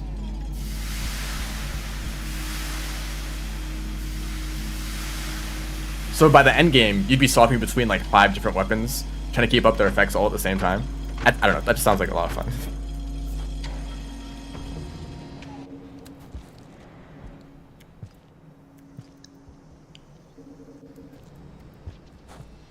And maybe, you know, if it's a new class, I basically just need to get Shoreline and get Nomad. If I would decide to make it a new class, that means there'd also be armor sets that benefits those type of weapons. There would be accessories. Maybe accessories would like increase the duration of these spells. Which, like, duration, who cares about duration? But also duration is like how many different spells you can stack at the same time, you know?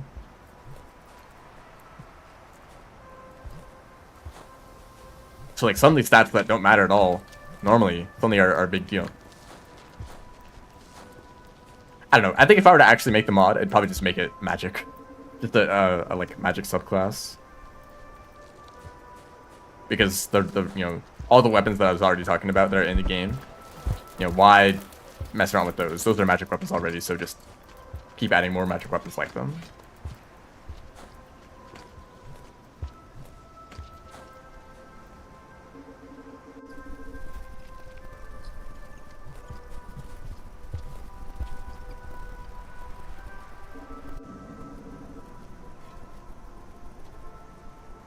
Presence of a Vista. There is indeed a Vista point. Hello. Not part of the plan, but I guess it helps. The thing is that each individual weapon would not be very strong on its own. They'd probably be significantly weaker than all other weapons of a similar tier. But overall, when you cast everything at the same time, and if you're good at switching between your weapons, then it would probably deal higher than average DPS.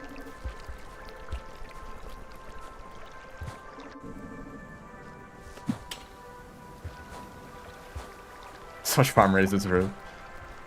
Am I doing basically the same exact route as last run? Yeah. Maybe. Whip stacking. That's the thing too.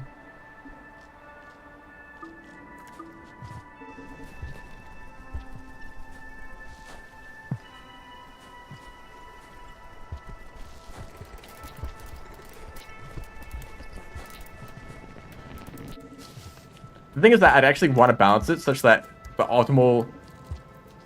In order to get optimal damage, you would always be switching between your weapons. Because there's nothing really stopping you from casting like 2 spells that are your strongest, and then switching to another magic weapon that deals constant damage, or like normal, right? And just using that. Because if it's still the magic class, it would still benefit other magic weapons.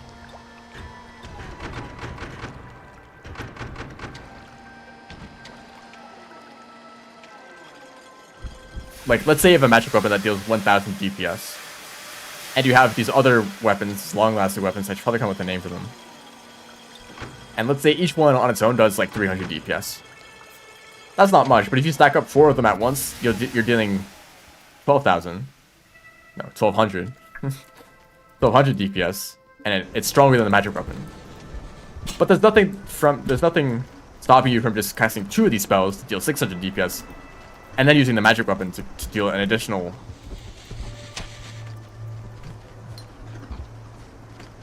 1,000, right? So that'd probably be stronger.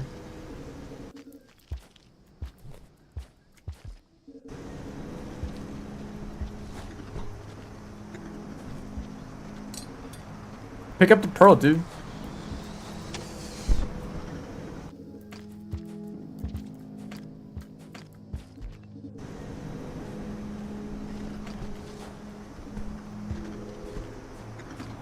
Oh, he did pick it up.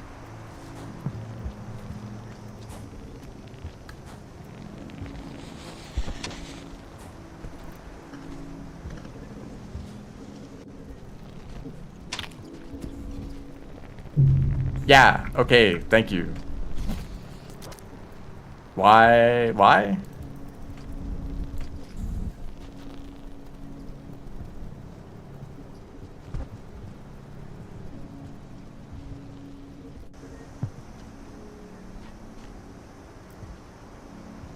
I'm gonna hope that I get released.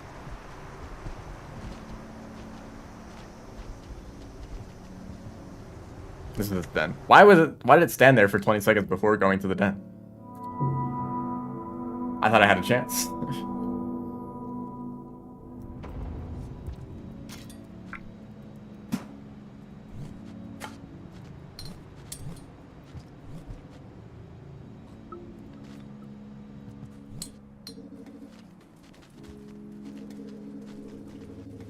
Well, we're back at Sky Islands.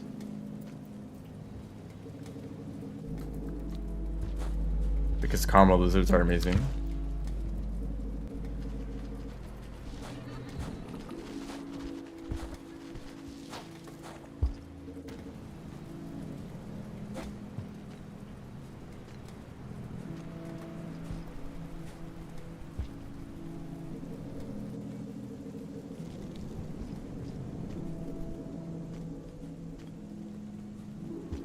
Maybe this class could also be like more defensive.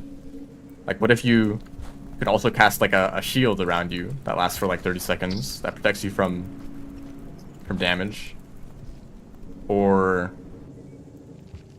you could cast like a healing spirit that follows you for 20 seconds and heals you.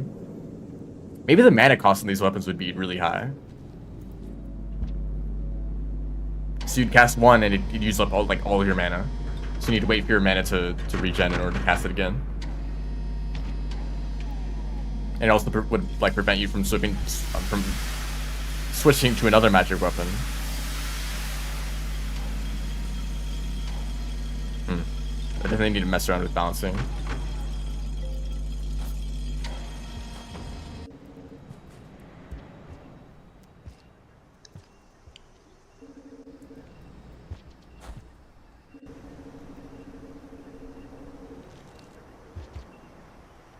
Pearl. Grab the pearl first. Can I do it from here? No, I think from here works.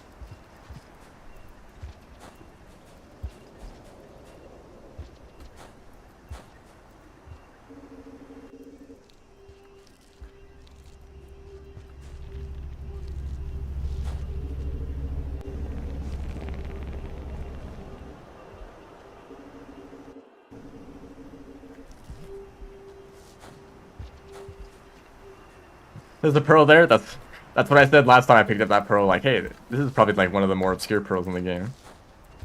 People don't find often.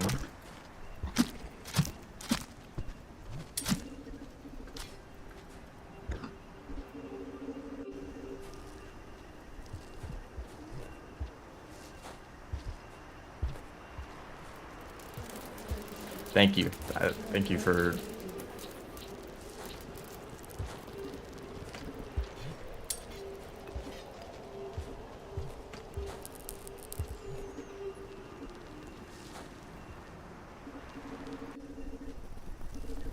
There's actually another weapon, the Clinger Staff. I forgot about this one. It's like the Crimson version, or the Corruption version. It fires as like a pillar of like cursed flames. I don't think anyone ever uses that weapon. It's like a way smaller area of effect compared to like the Crimson Rod. It's only really effective against enemies that are on the ground, and even then, I guess it's probably pretty strong against the Destroyer, right? But only if they're on the ground.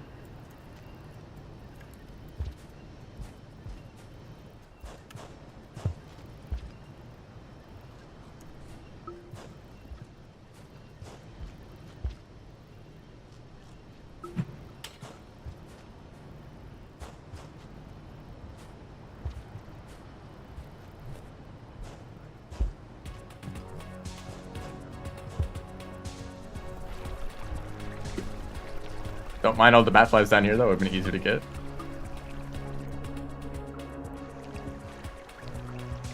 Typical Riv. Hey, dude.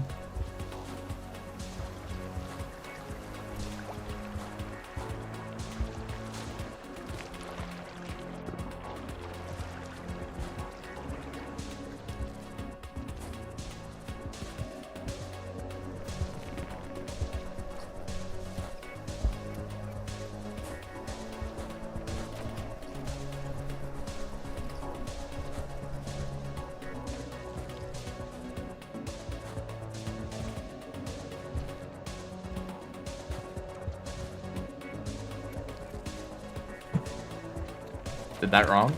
Also did that wrong. Messed up everything.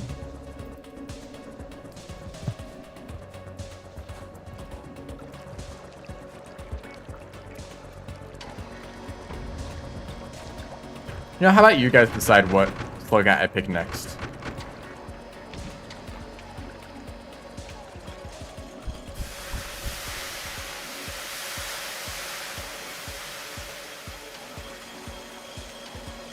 After Rivulet.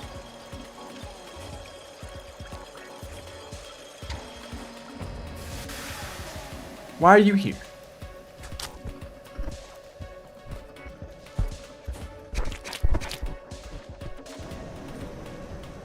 Gormand? No. Survivor. That's a unique pick. Don't do it.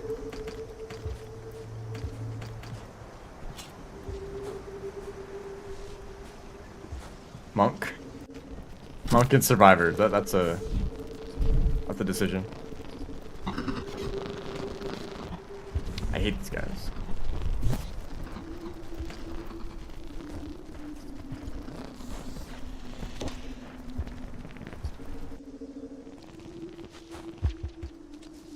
We're going to Shoreline, so probably I'll go through Industrial.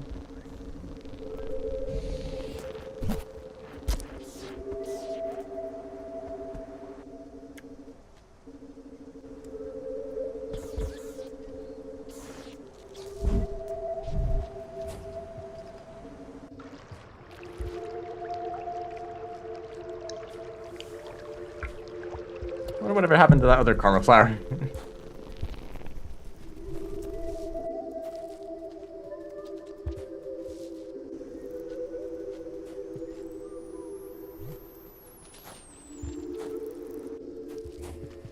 That was clean. I don't know how I got turn storage there. What are we voting for? I can make a poll. How many people actually?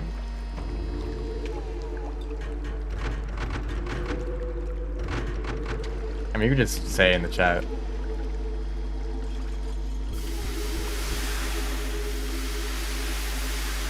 Democracy. Unless you all pick different select guys, then I won't know who to pick.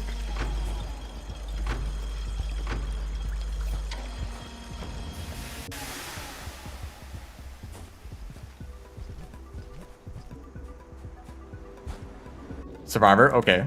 2 Survivor votes.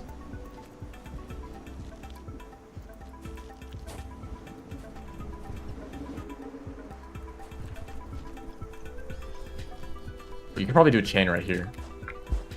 But it's not very good because it should go the other way.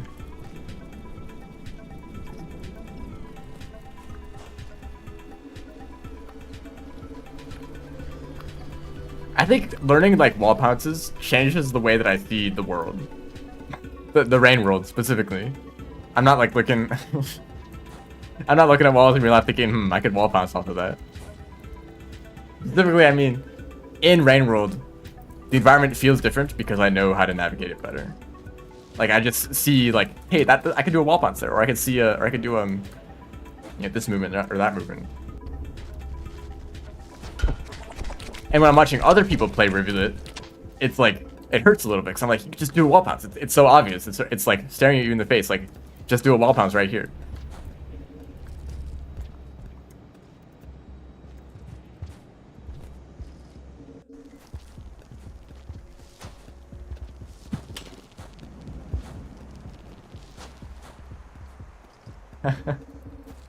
Oh, hi. I like when they point at you.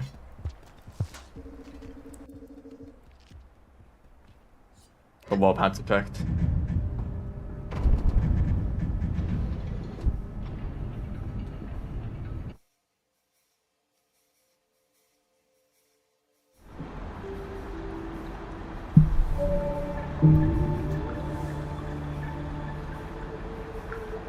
Free no-ad pips? I honestly should have just gone to Shaded.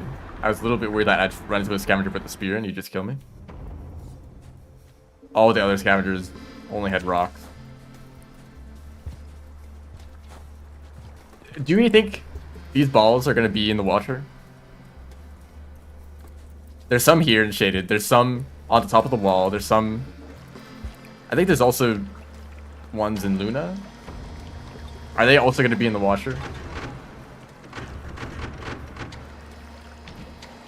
Actually explode.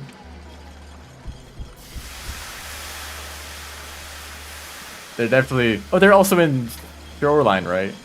Or in shaded when entering Shoreline, right?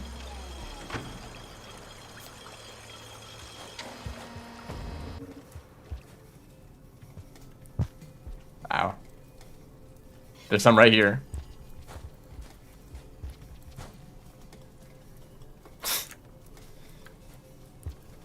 Yeah, they really are just slopes in disguise. I can't imagine actually... Or I can't imagine the Watcher actually changing any physics. If they do decide to add a lot of slopes to the environment, they're probably not also going to change slope physics. I can't see that happening.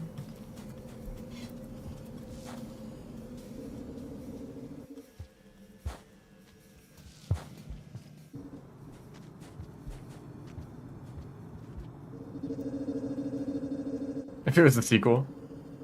Yeah.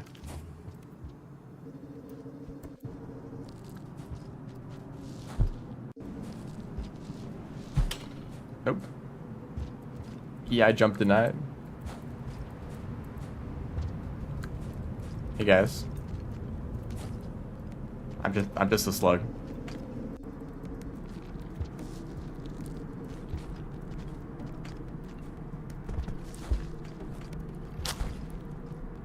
I like almost died. IRL. In Minecraft.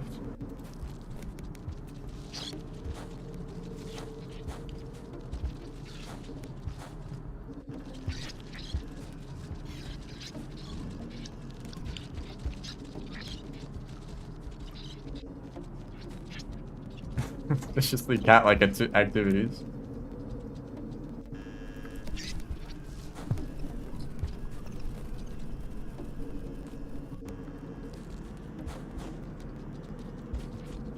Imagine they add cats. Like big cats. To the Watcher as a predator.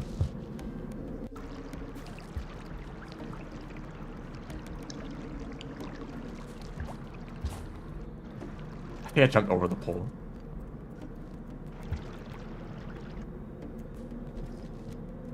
Or maybe big slugs.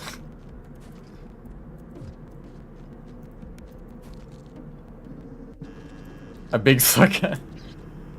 Yeah, we have like these are like house slug cats. Where's the like big slug cats?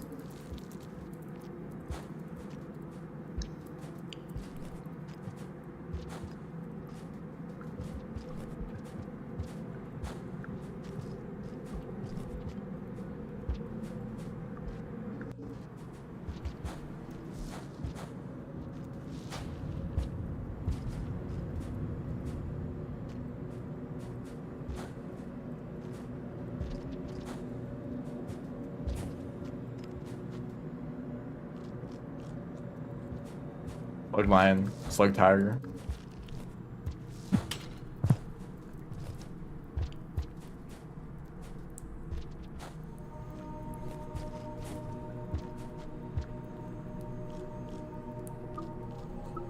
The big tunnels.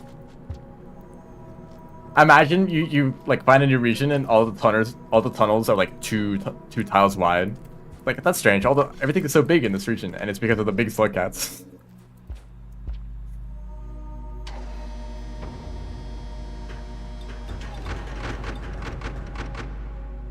They'd have to be massive though. Like even a green lizard can fit through normal tunnels.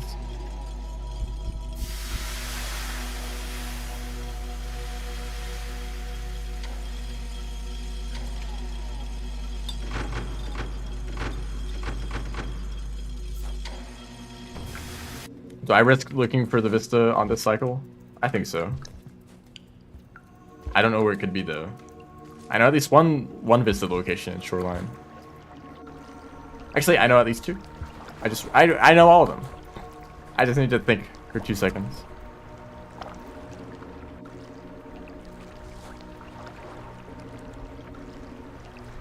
One of them is over here. Okay, it's not. You suck.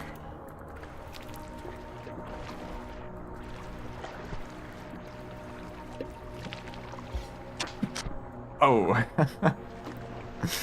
That worked out.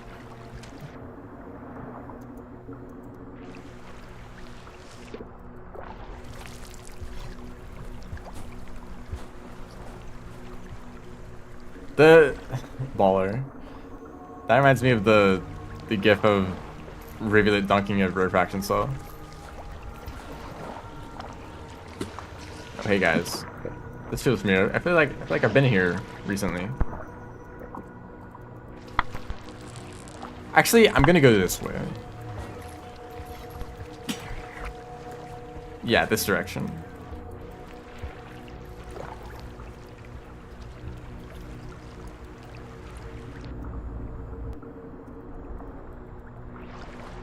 Yeah, standardized creature size that the ancients were designing around. Is this the rot room?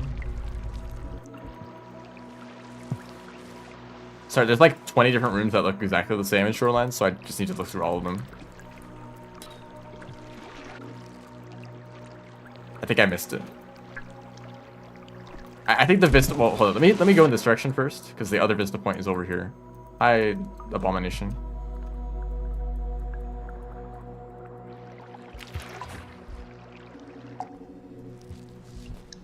Guys, it slopes. It's the funny look.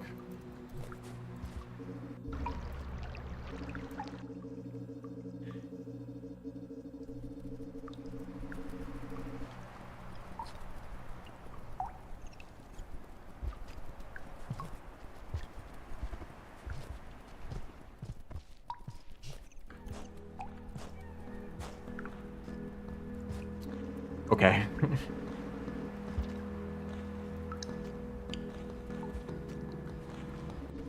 There you are.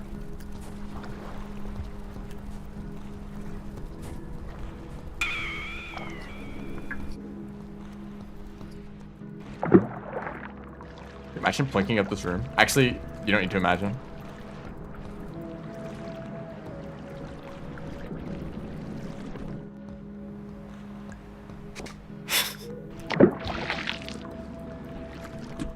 Oh.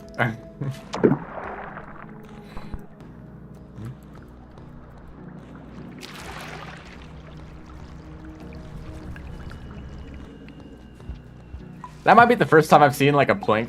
It wasn't even like the fastest, like that was like somewhat slow plink actually, but that might be the first time that I've seen a plink like go all the way up to the top and then fall back down and it be entirely on screen. Because 99% of the time you do a plink, you fly like 3 screens up and you can't even see.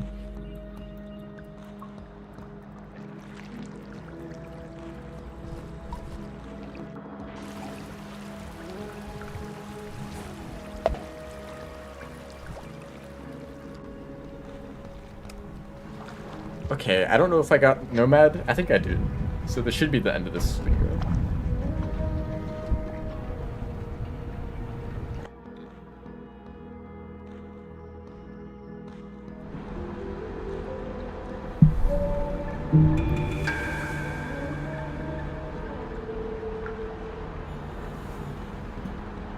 Okay. Do we agree? Crabs? Where's the crabs? Actually, I think there is a crab in the Watcher. It's almost, sort of. But that'd be cool. More crabs in Rain World. Anyway, I think Survivor is the slug cat that you have decided on. If anyone has any objections to that, I mean, you'll have to pick. I think you need like 2 more votes on another slug cat.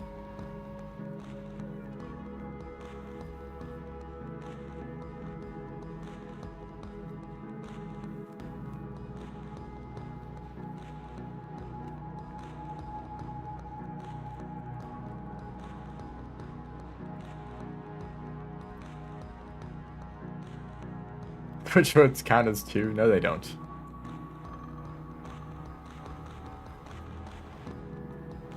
Saint? Oh, two Saint votes.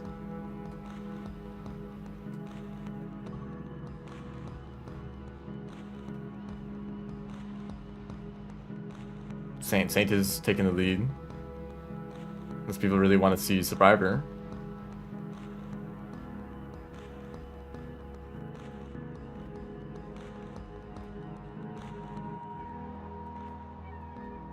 Okay then. Honestly, I would have preferred Survivor.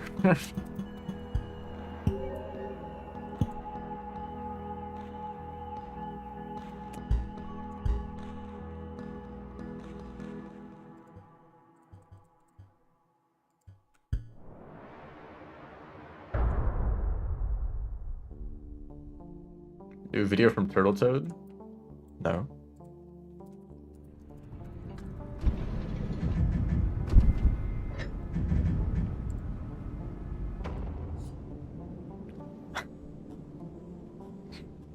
One of those videos.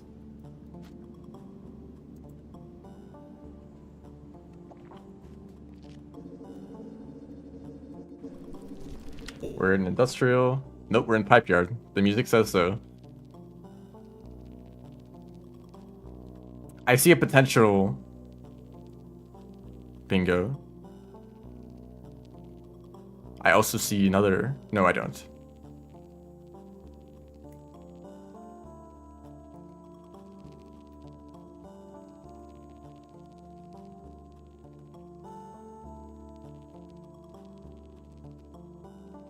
Okay, I think I've decided. You know, Shrub, I would like to hear if you got this bingo board, which one would you go for?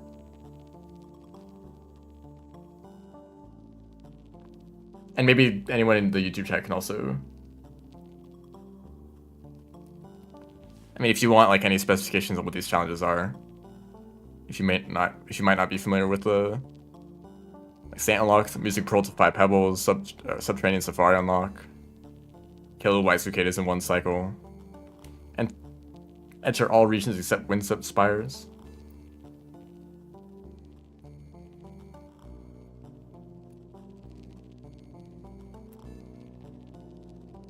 Dodge a Leviathan Bite, steal pearls from a scavenger toll. Everything could be done in Silent Construct. In this diagonal? Bottom. That's true. Scavenger Merchant goals, Outlaw, and Saint Unlock. You just need to go to another Scavenger Merchant afterwards. Or, actually, I don't know. I still have not really gotten confirmation on this. On if you can take an item from a Scavenger Merchant, kill the merchant, sleep, and then go to the new merchant that spawned in to replace the old one, and trade it to that one. I don't know if that works anymore. I think that got patched out. Even though I once said in the chat that it'd be an interesting strategy to see someone do that. So who knows? It was during like one of the bingo games.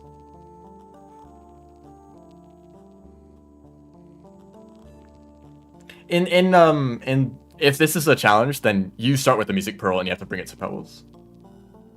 There's 2 merchants in Silent Construct, are there? There's the one in the refraction cell room, right? I don't know then of another one.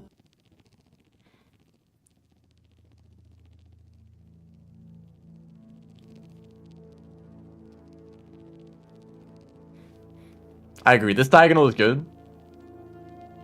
But you can also go for this column. Or honestly, this column. Bubble fruit, popcorn. This is the problem because these are either random or you need to wait until the end of a cycle, which is hard if you don't have any source of warmth. 48 points is actually a little bit difficult.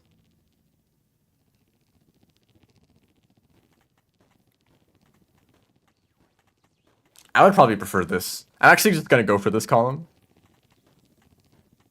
Subterranean Safari, that's in like filtration or something, right?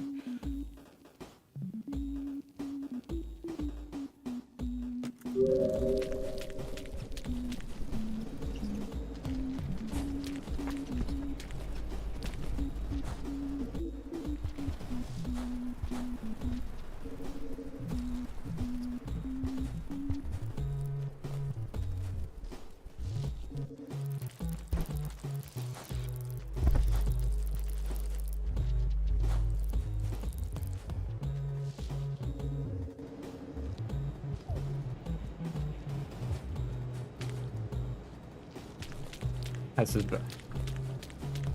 I think it's just like you can't pass this to your starting shelter unless you enter the shelter room again.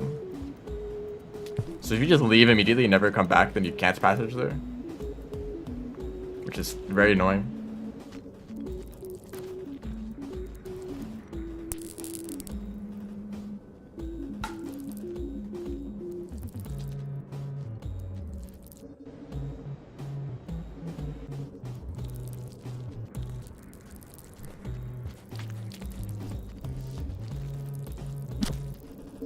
That is a very blue scavenger. Wow, that might be the most blue one yet.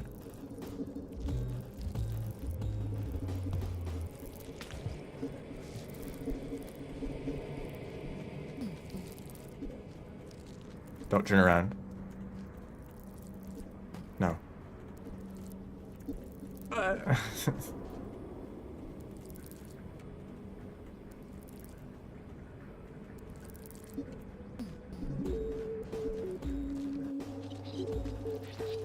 And like, what is the green scavenger? What is up with these colors? Oh, centipede. The vulture grub is here. This is like one of the few vulture grubs in the entire campaign. I think there's also at least one in Chimney.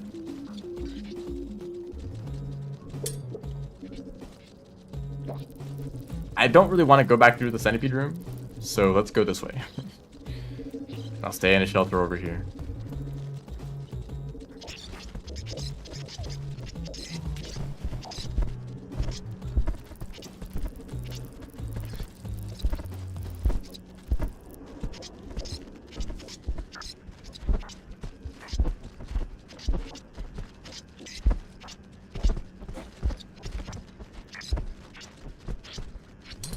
Oh shoot, I need this pearl. Don't pick that up.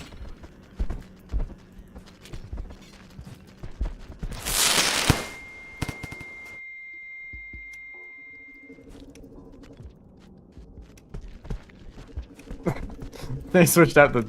Oh no. I don't know what's going on up there. Something is gonna die. Someone's gonna take that pearl. I actually need that pearl. They're not seeing it though. Maybe they're not... Oh, okay. A scavenger pack colored exactly like the 8 slug cats. Yeah, like 1 in 7.5 trillion. Oh, I'm gonna need a lot of karma. Maybe actually no. Does that make sense? Maybe I don't do that.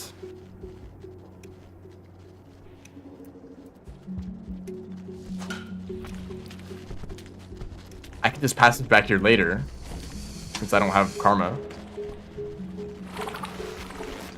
Why are scavengers back again?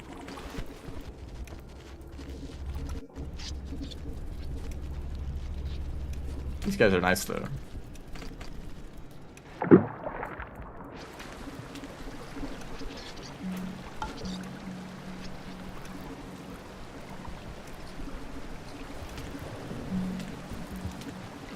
Is this really necessary?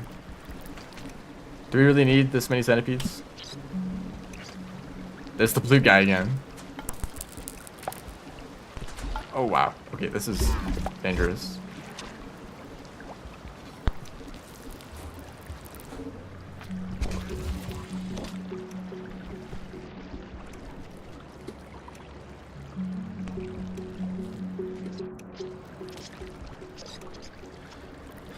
No way, it's Sonic.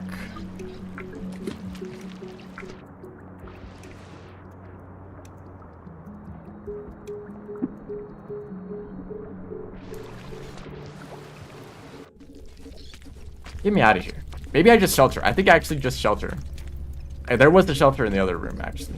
Maybe I'd go there. Just to despawn everything here.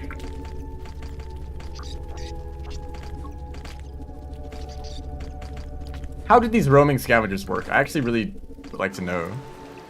Are they always guaranteed to show up somewhere in the region? Because I think that any individual scavenger can choose to go pretty much anywhere in the region, wherever there's like the pipes that they can travel through, right? Does that mean that there's guaranteed to be scavengers in a region? You just might not find them? Or is it like it takes some time for the scavengers to even decide to show up in the first place. They will always exist somewhere. Okay. Because it really does feel like sometimes you just don't see scavengers on like several cycles. I guess it's because they're just happen to be on the other side of a region. Oh, the game crashed. Thank you, Merge Fix, for doing your job. They're guaranteed to be in your way. Thank you.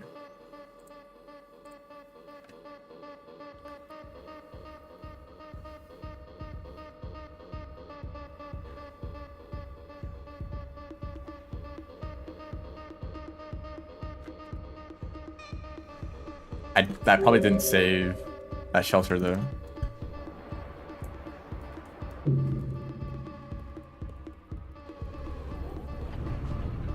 It did. Post-shelter crash. As opposed to a random mid-cycle crash.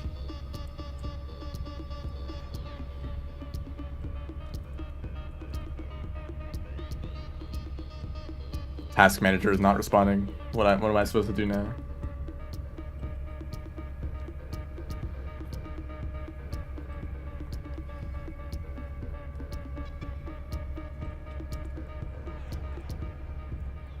Okay, well, I guess I'll just deal with the lag for a bit.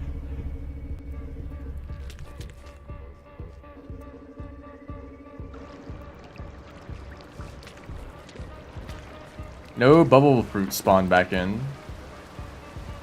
So I think I go to garbage wastes. So I think the karma requirement is low, right? And even if I don't have enough karma, there's a shelter right there.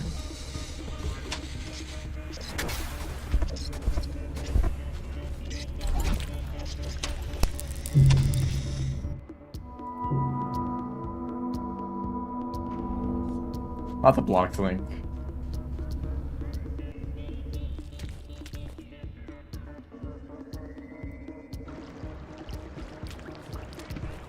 How was PvP tourney? It was great.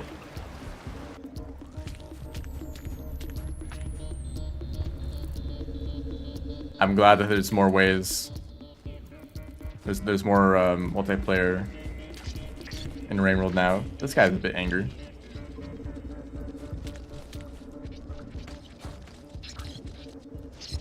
I mean, oh, this is a lantern, not a pearl. I mean, not long ago, our only option for multiplayer was Jolly Co-op with what's it called, like Parsec or Steam Remote Play, and like I did that like one time. I only did that a single time, and you know, even if I did do that more, it's like pretty laggy, and like the quality's not great, and just like a bunch of other problems. You can't share. Or you can't be on other screens, you have to be on the same screen all the time. And now it's like, there's bingo multiplayer, there's Rain Meadow with PvP. It's like, I've never played... No! Why me? I don't even have a karma flower.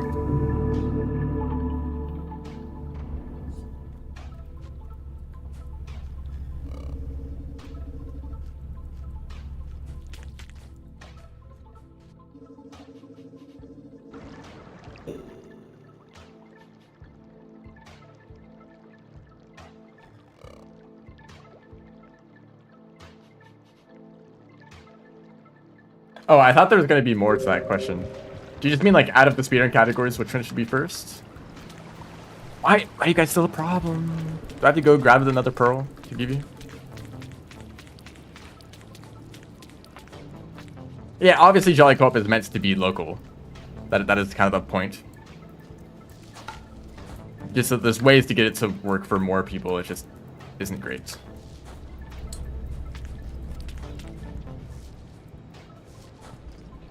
But for rain mode, it doesn't really matter. I mean, most game modes, like a bit of delay is not that bad.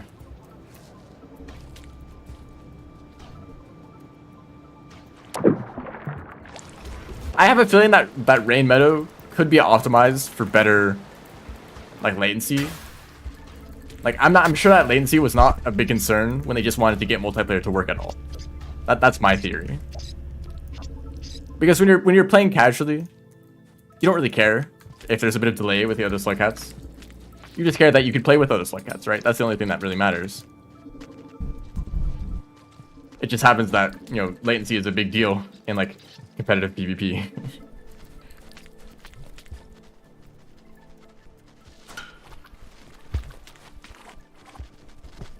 There's probably some amount of optimization that could be done just for the, you know, PvP experience.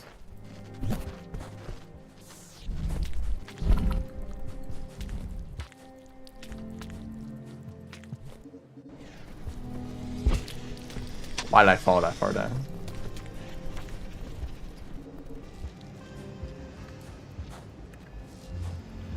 Actual server? Yeah, that would help.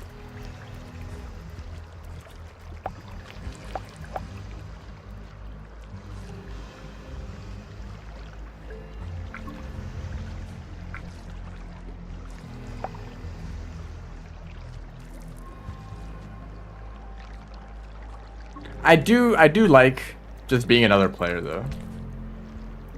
You know, when I was joining, okay, this is Karma 2. When I was first, I was not in Scurry's Discord server because I don't tend to talk in Discord servers much, and I already watched their videos and such, so I don't need to be in the Discord server. But I joined the server to you know, get the links to the tournament stuff.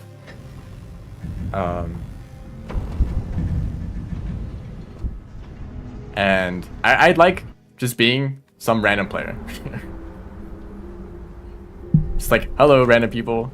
I'm just here to play Rainworld.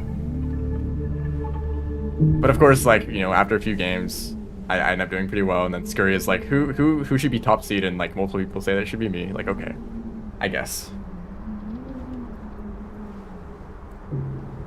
Garbage wastes unlock. Task manager is still not responding. Okay.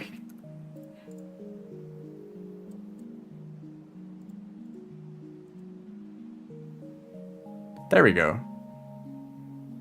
It's working now.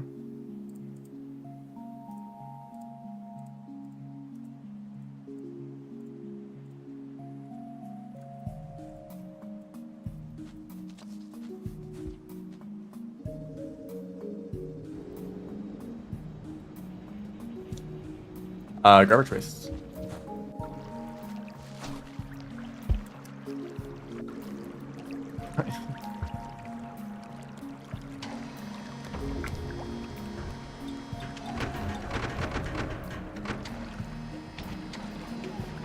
It's actually kind of interesting, despite the fact that Scurry has speedrun plenty of games, and they started by speedrunning Hollow Knights. That was like their big thing at first.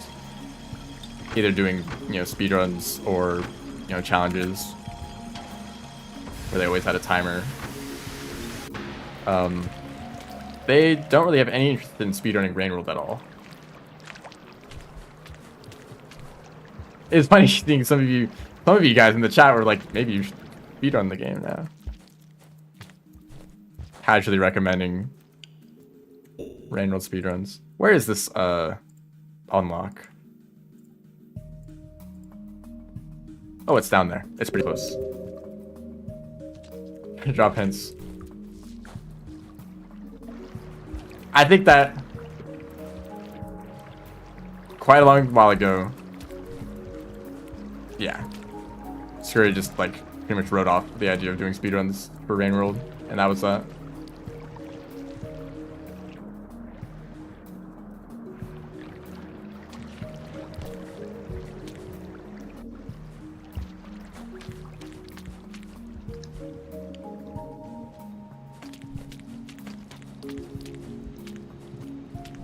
That's the way the scavenger is looking at me.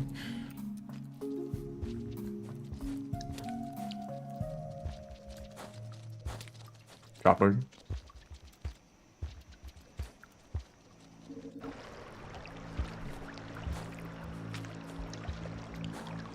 Maybe you should recommend Hunter Story. The best speedrun to start with.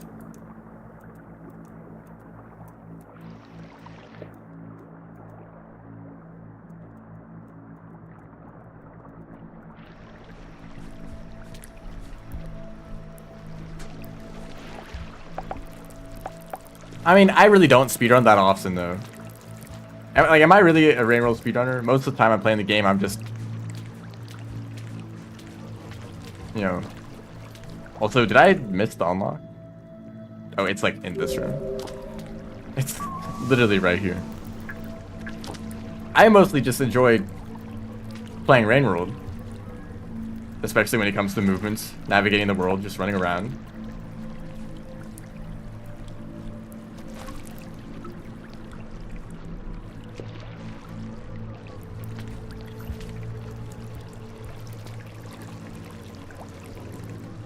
Let's see, hold up. If I wiggle midair, will the leeches fall? Yeah, it works. It actually works.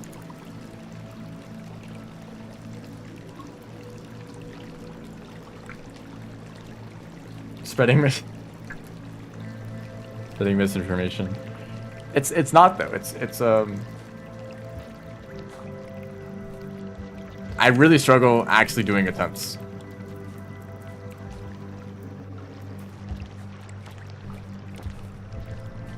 Maybe the only way I could actually like get good runs and speed runs is if I did like one attempt a day.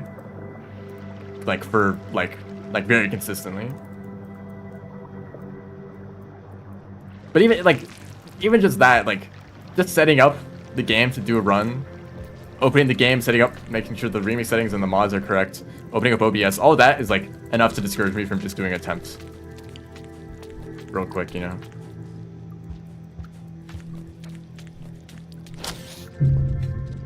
Chekhov's drop wig.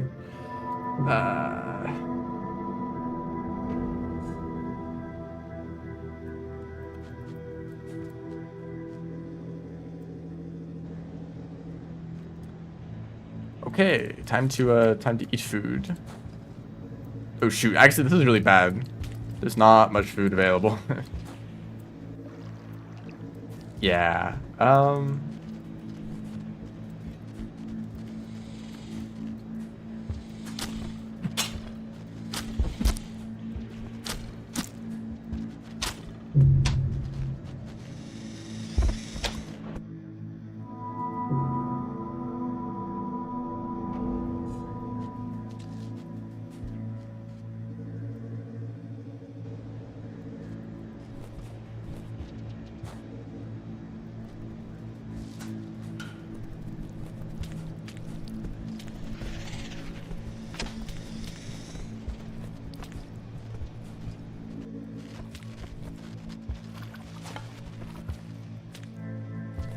Yo, the tech.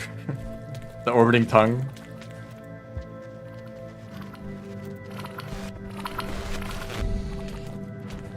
See, this is why we gotta do that event. Where we pick one speedrun category and we all focus on it for like a month. That way, even if the speedrun sucks, at least we're all doing it together. And maybe we can find some enjoyment out of that. And do a single... At least one optimized run of some random category. You'd be like, look, a good run the entire community worked on.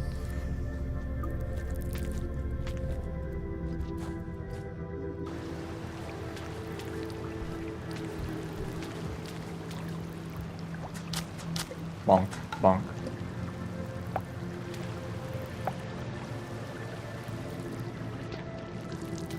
Survivor intended.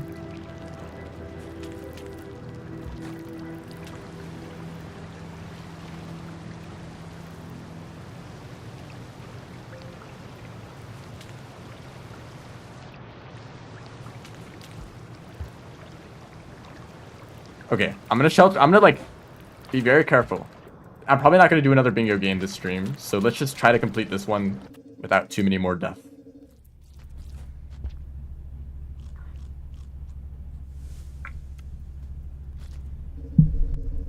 Even if it's really slow.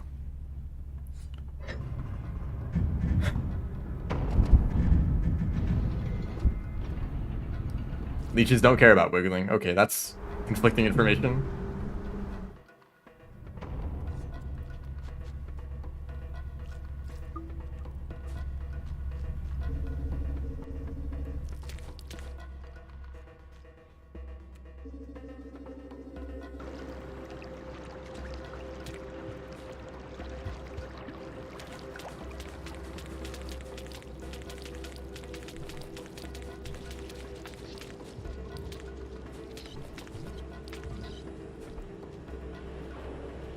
Let's... do I want to do an entire, like, roundabout route?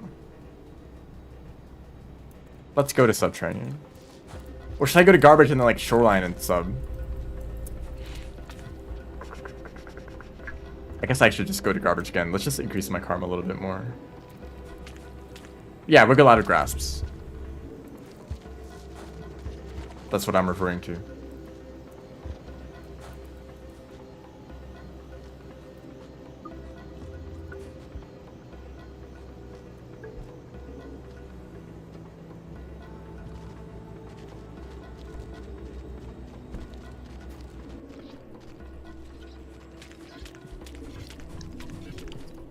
You know, there's a lantern in this room. Here, I got it for you.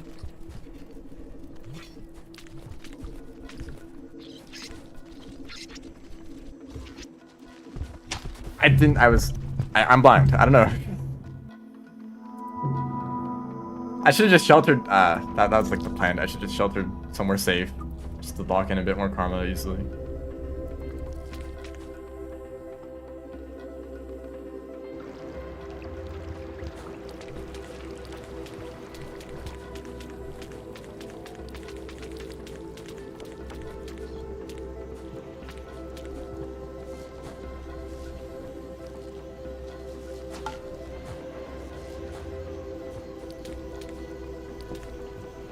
Rob, you should try Rivulet Pilgrimage.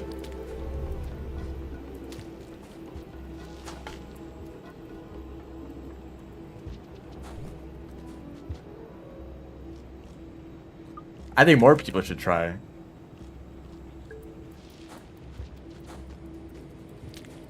Honestly, I think maybe this is kind of my fault. That people focus on the story percent records. Because my perception, when you open up speedrun.com and you go to the Downpour page, it's like, here's story percent. Okay, these are like the main categories for Rain World Downpour, the story percent run, right?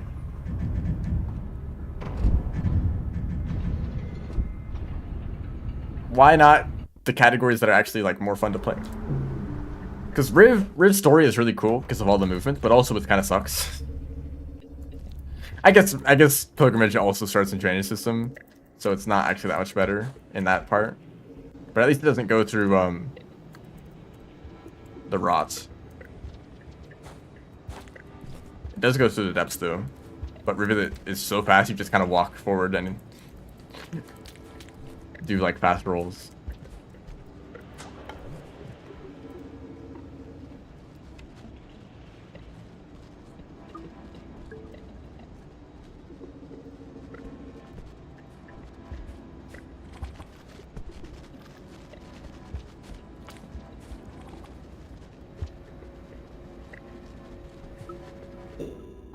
Karma 4 symbol?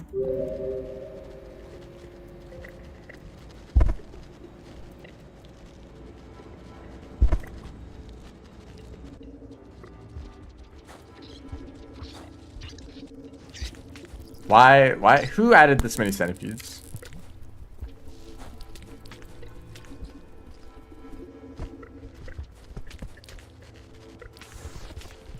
There must have been a point for the developers of both Vanilla and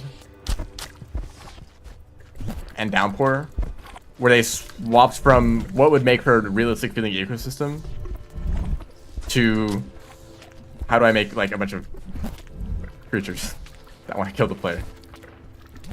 Like, oh, this is hard mode, right? Let's add like 20 centipedes to this room. That's good.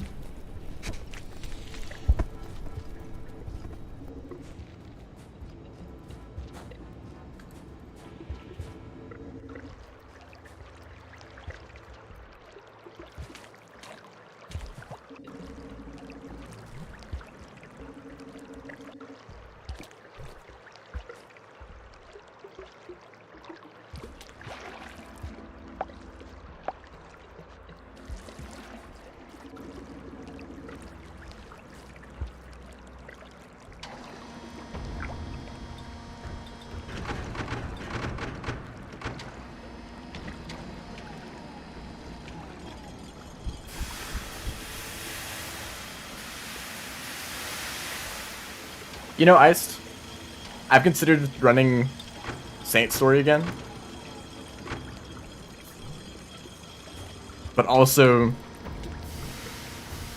I guess I'm wondering if there's any, you know, in the time where you were running that category a lot, were there any like significant changes that you made to the routes? Or maybe not route, but just like movement stuff? Because I know about potentially the Firebug egg, which might help. Maybe I'll try that if I do runs. I might also try doing hand swap with the Yeek, but it depends on if that's actually useful at all. I have a bit of an idea of where it can be used, which is, I guess there's only like 2 times where you really use the Yeek, and you could just quickly set it up with a rock both times.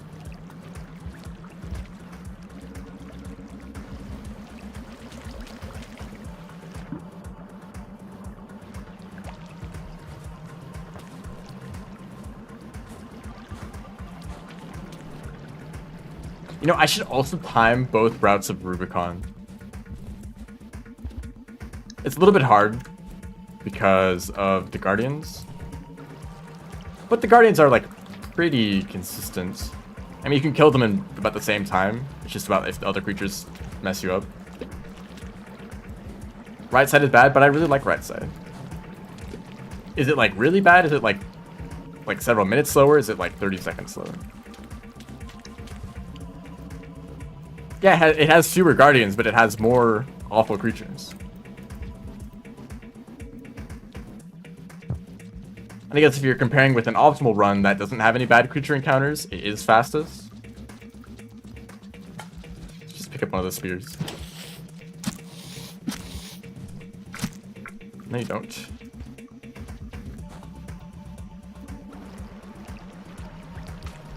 I will time it. If I find out that the right side is actually faster, I might actually want to run it again. But I still think that anyone who's like getting into Saint speedruns, they should do the right side. Because I think multiple people have mentioned that they are interested in doing runs, and when they did runs, they lost time because they died in Rubicon. I don't know if it's because they lost time in like the top half or like the bottom half, because the bottom half is still dangerous with its red lizards and centipedes and whatever.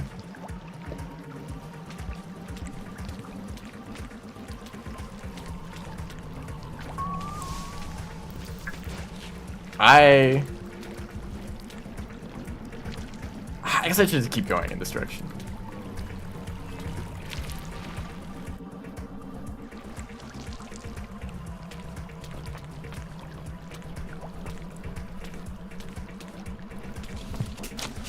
Spitter in this room.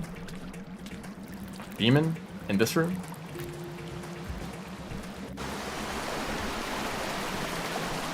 See, okay, leech attached to me, wiggle for a little bit, and falls off immediately. It really does work. Unless it's been a coincidence both times I've tried it.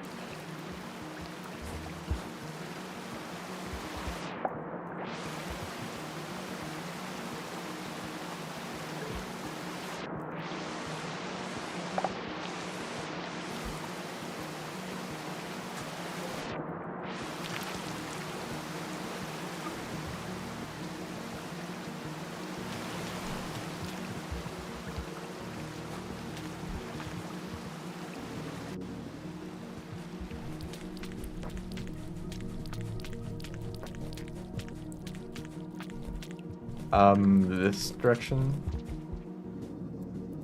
Yeah. Bonk.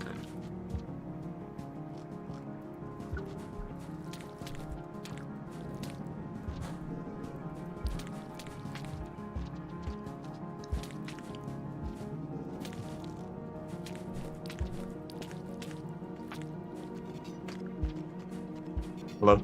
Hello? Pearl.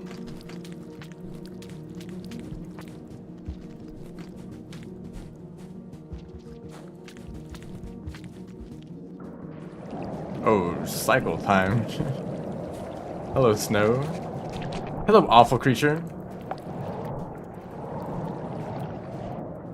Why are you here?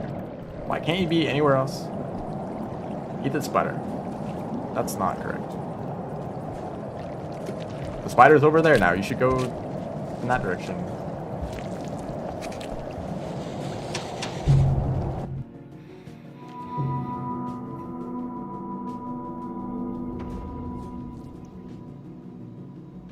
My theory, not really theory. It's just okay. The main problems with the left side routes, the one room, no, there's like 3 rooms with red lizards in them.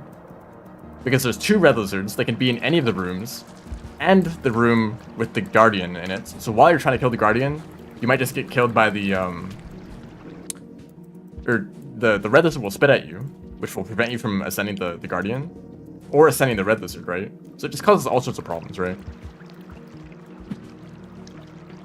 Then you go a few rooms higher up, and you deal with the Mirror's Bird room, which is fun because the Mirror's Birds always get stuck like above the pipe, and you have to wait for them to pass, or also die to Mirror's Vultures.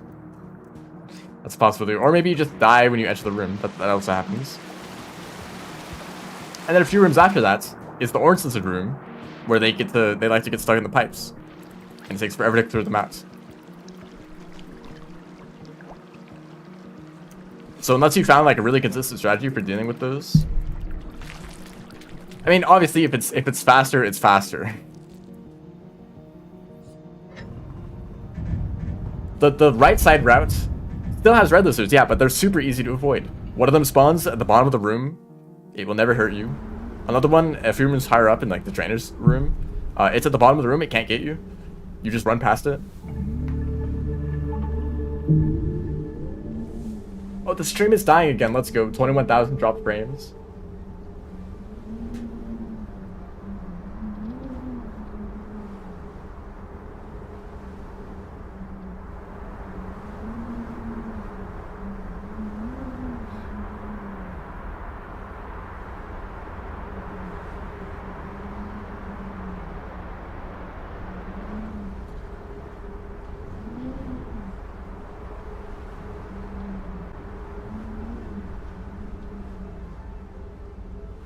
There 2.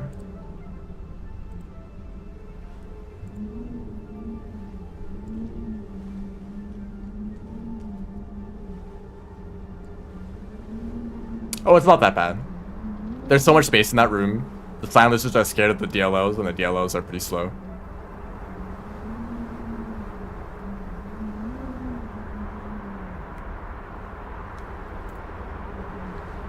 But yeah, it is another guardian to deal with.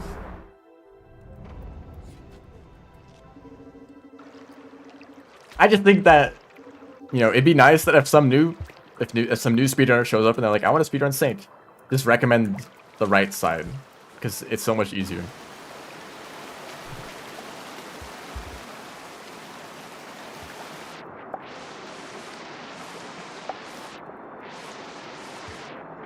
It's a little bit of a maze though, so it takes a little while to learn what path you have to take.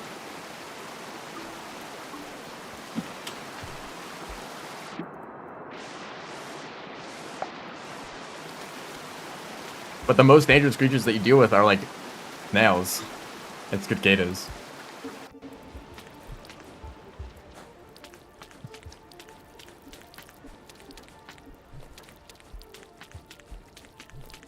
That centipede. Oh, these centipedes.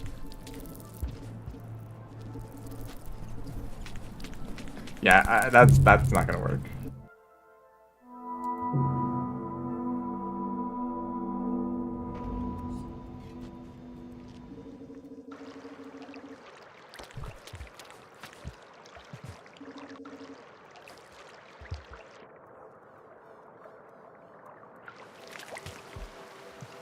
Upside down water room.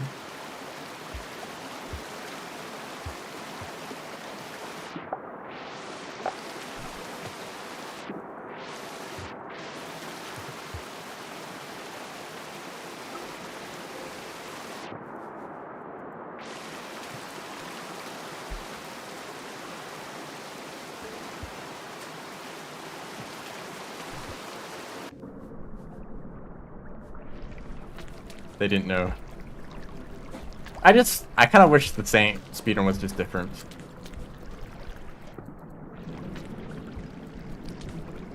I really don't like that the yeek is inconsistent. You know what? Let's go somewhere else. I don't like that yeek is inconsistent. I don't like that you have to go through sub-training at all. And pretty much everything about sub-training is problematic.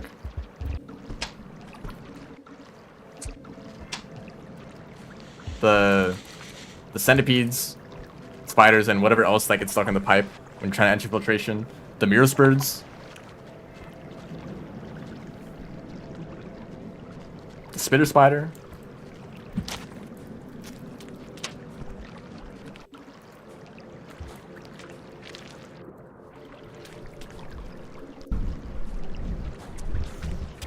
I guess most of the rest of the run isn't awful.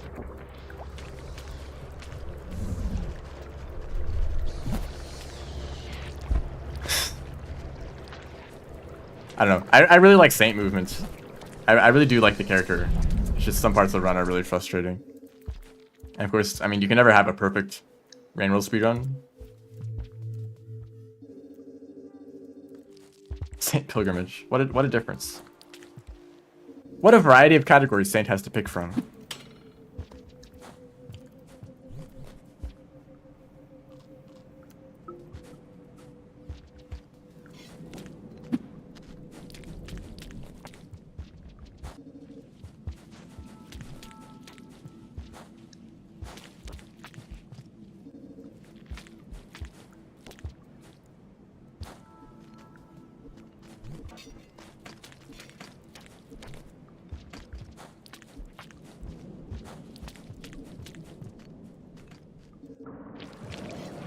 He's back.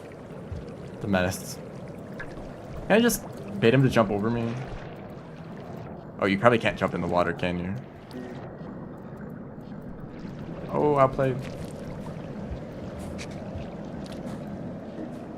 Yeah, the color palette messes with the spiders. Like rooms like this. These rooms are great.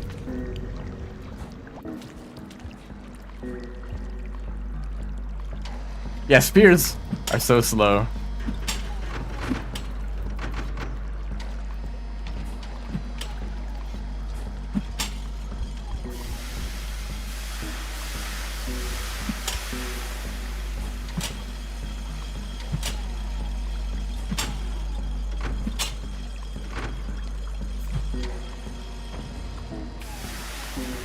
I didn't even get the garbage weights unlock. After all of that, I didn't even get the unlock. I just took a different route.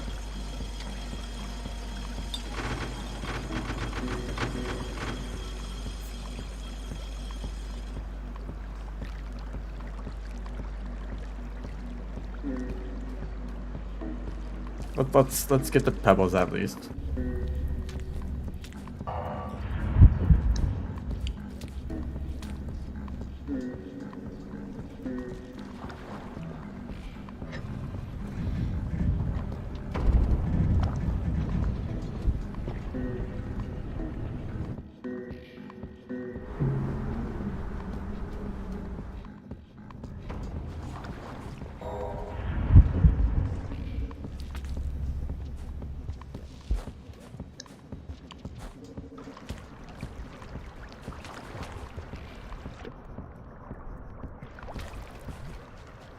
The troll lizard?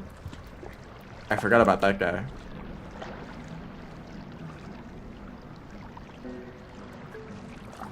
You know what lizard I'm referring to?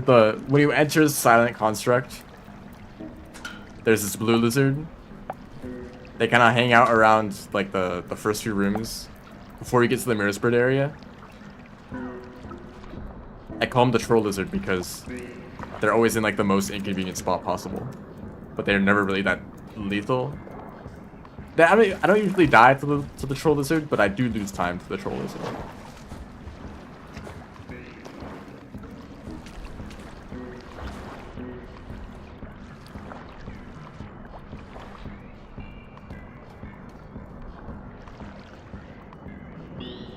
Oh, hello. Aren't these guys also just literally random? Like the tentacle has just some chance of grabbing you every frame. Or is it like something more specific, like the tip of the tentacle has to grab you? I don't know. I think it works the same way as the normal, or the small jellyfish. Well, yep, I was too slow.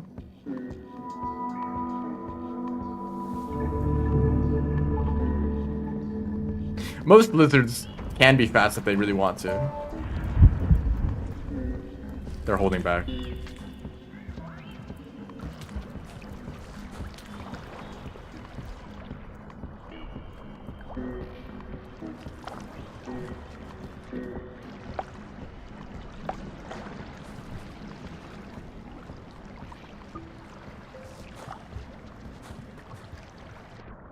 I guess there's just so many tentacles that you just tend to get grabbed by one that you can't see. But even then, they don't always grab you. Sometimes you like hear the sound of them trying to grab you, but you can still just swim away.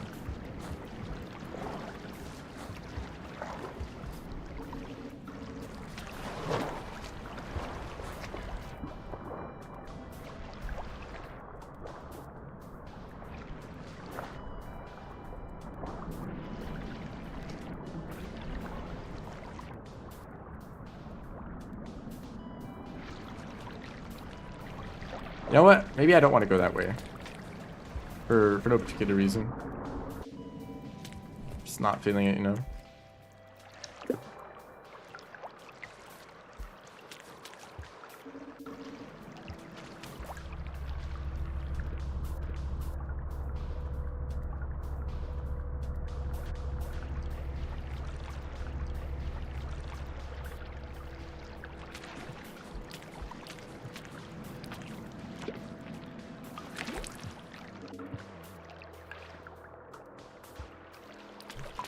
No, I don't want to deal with you either.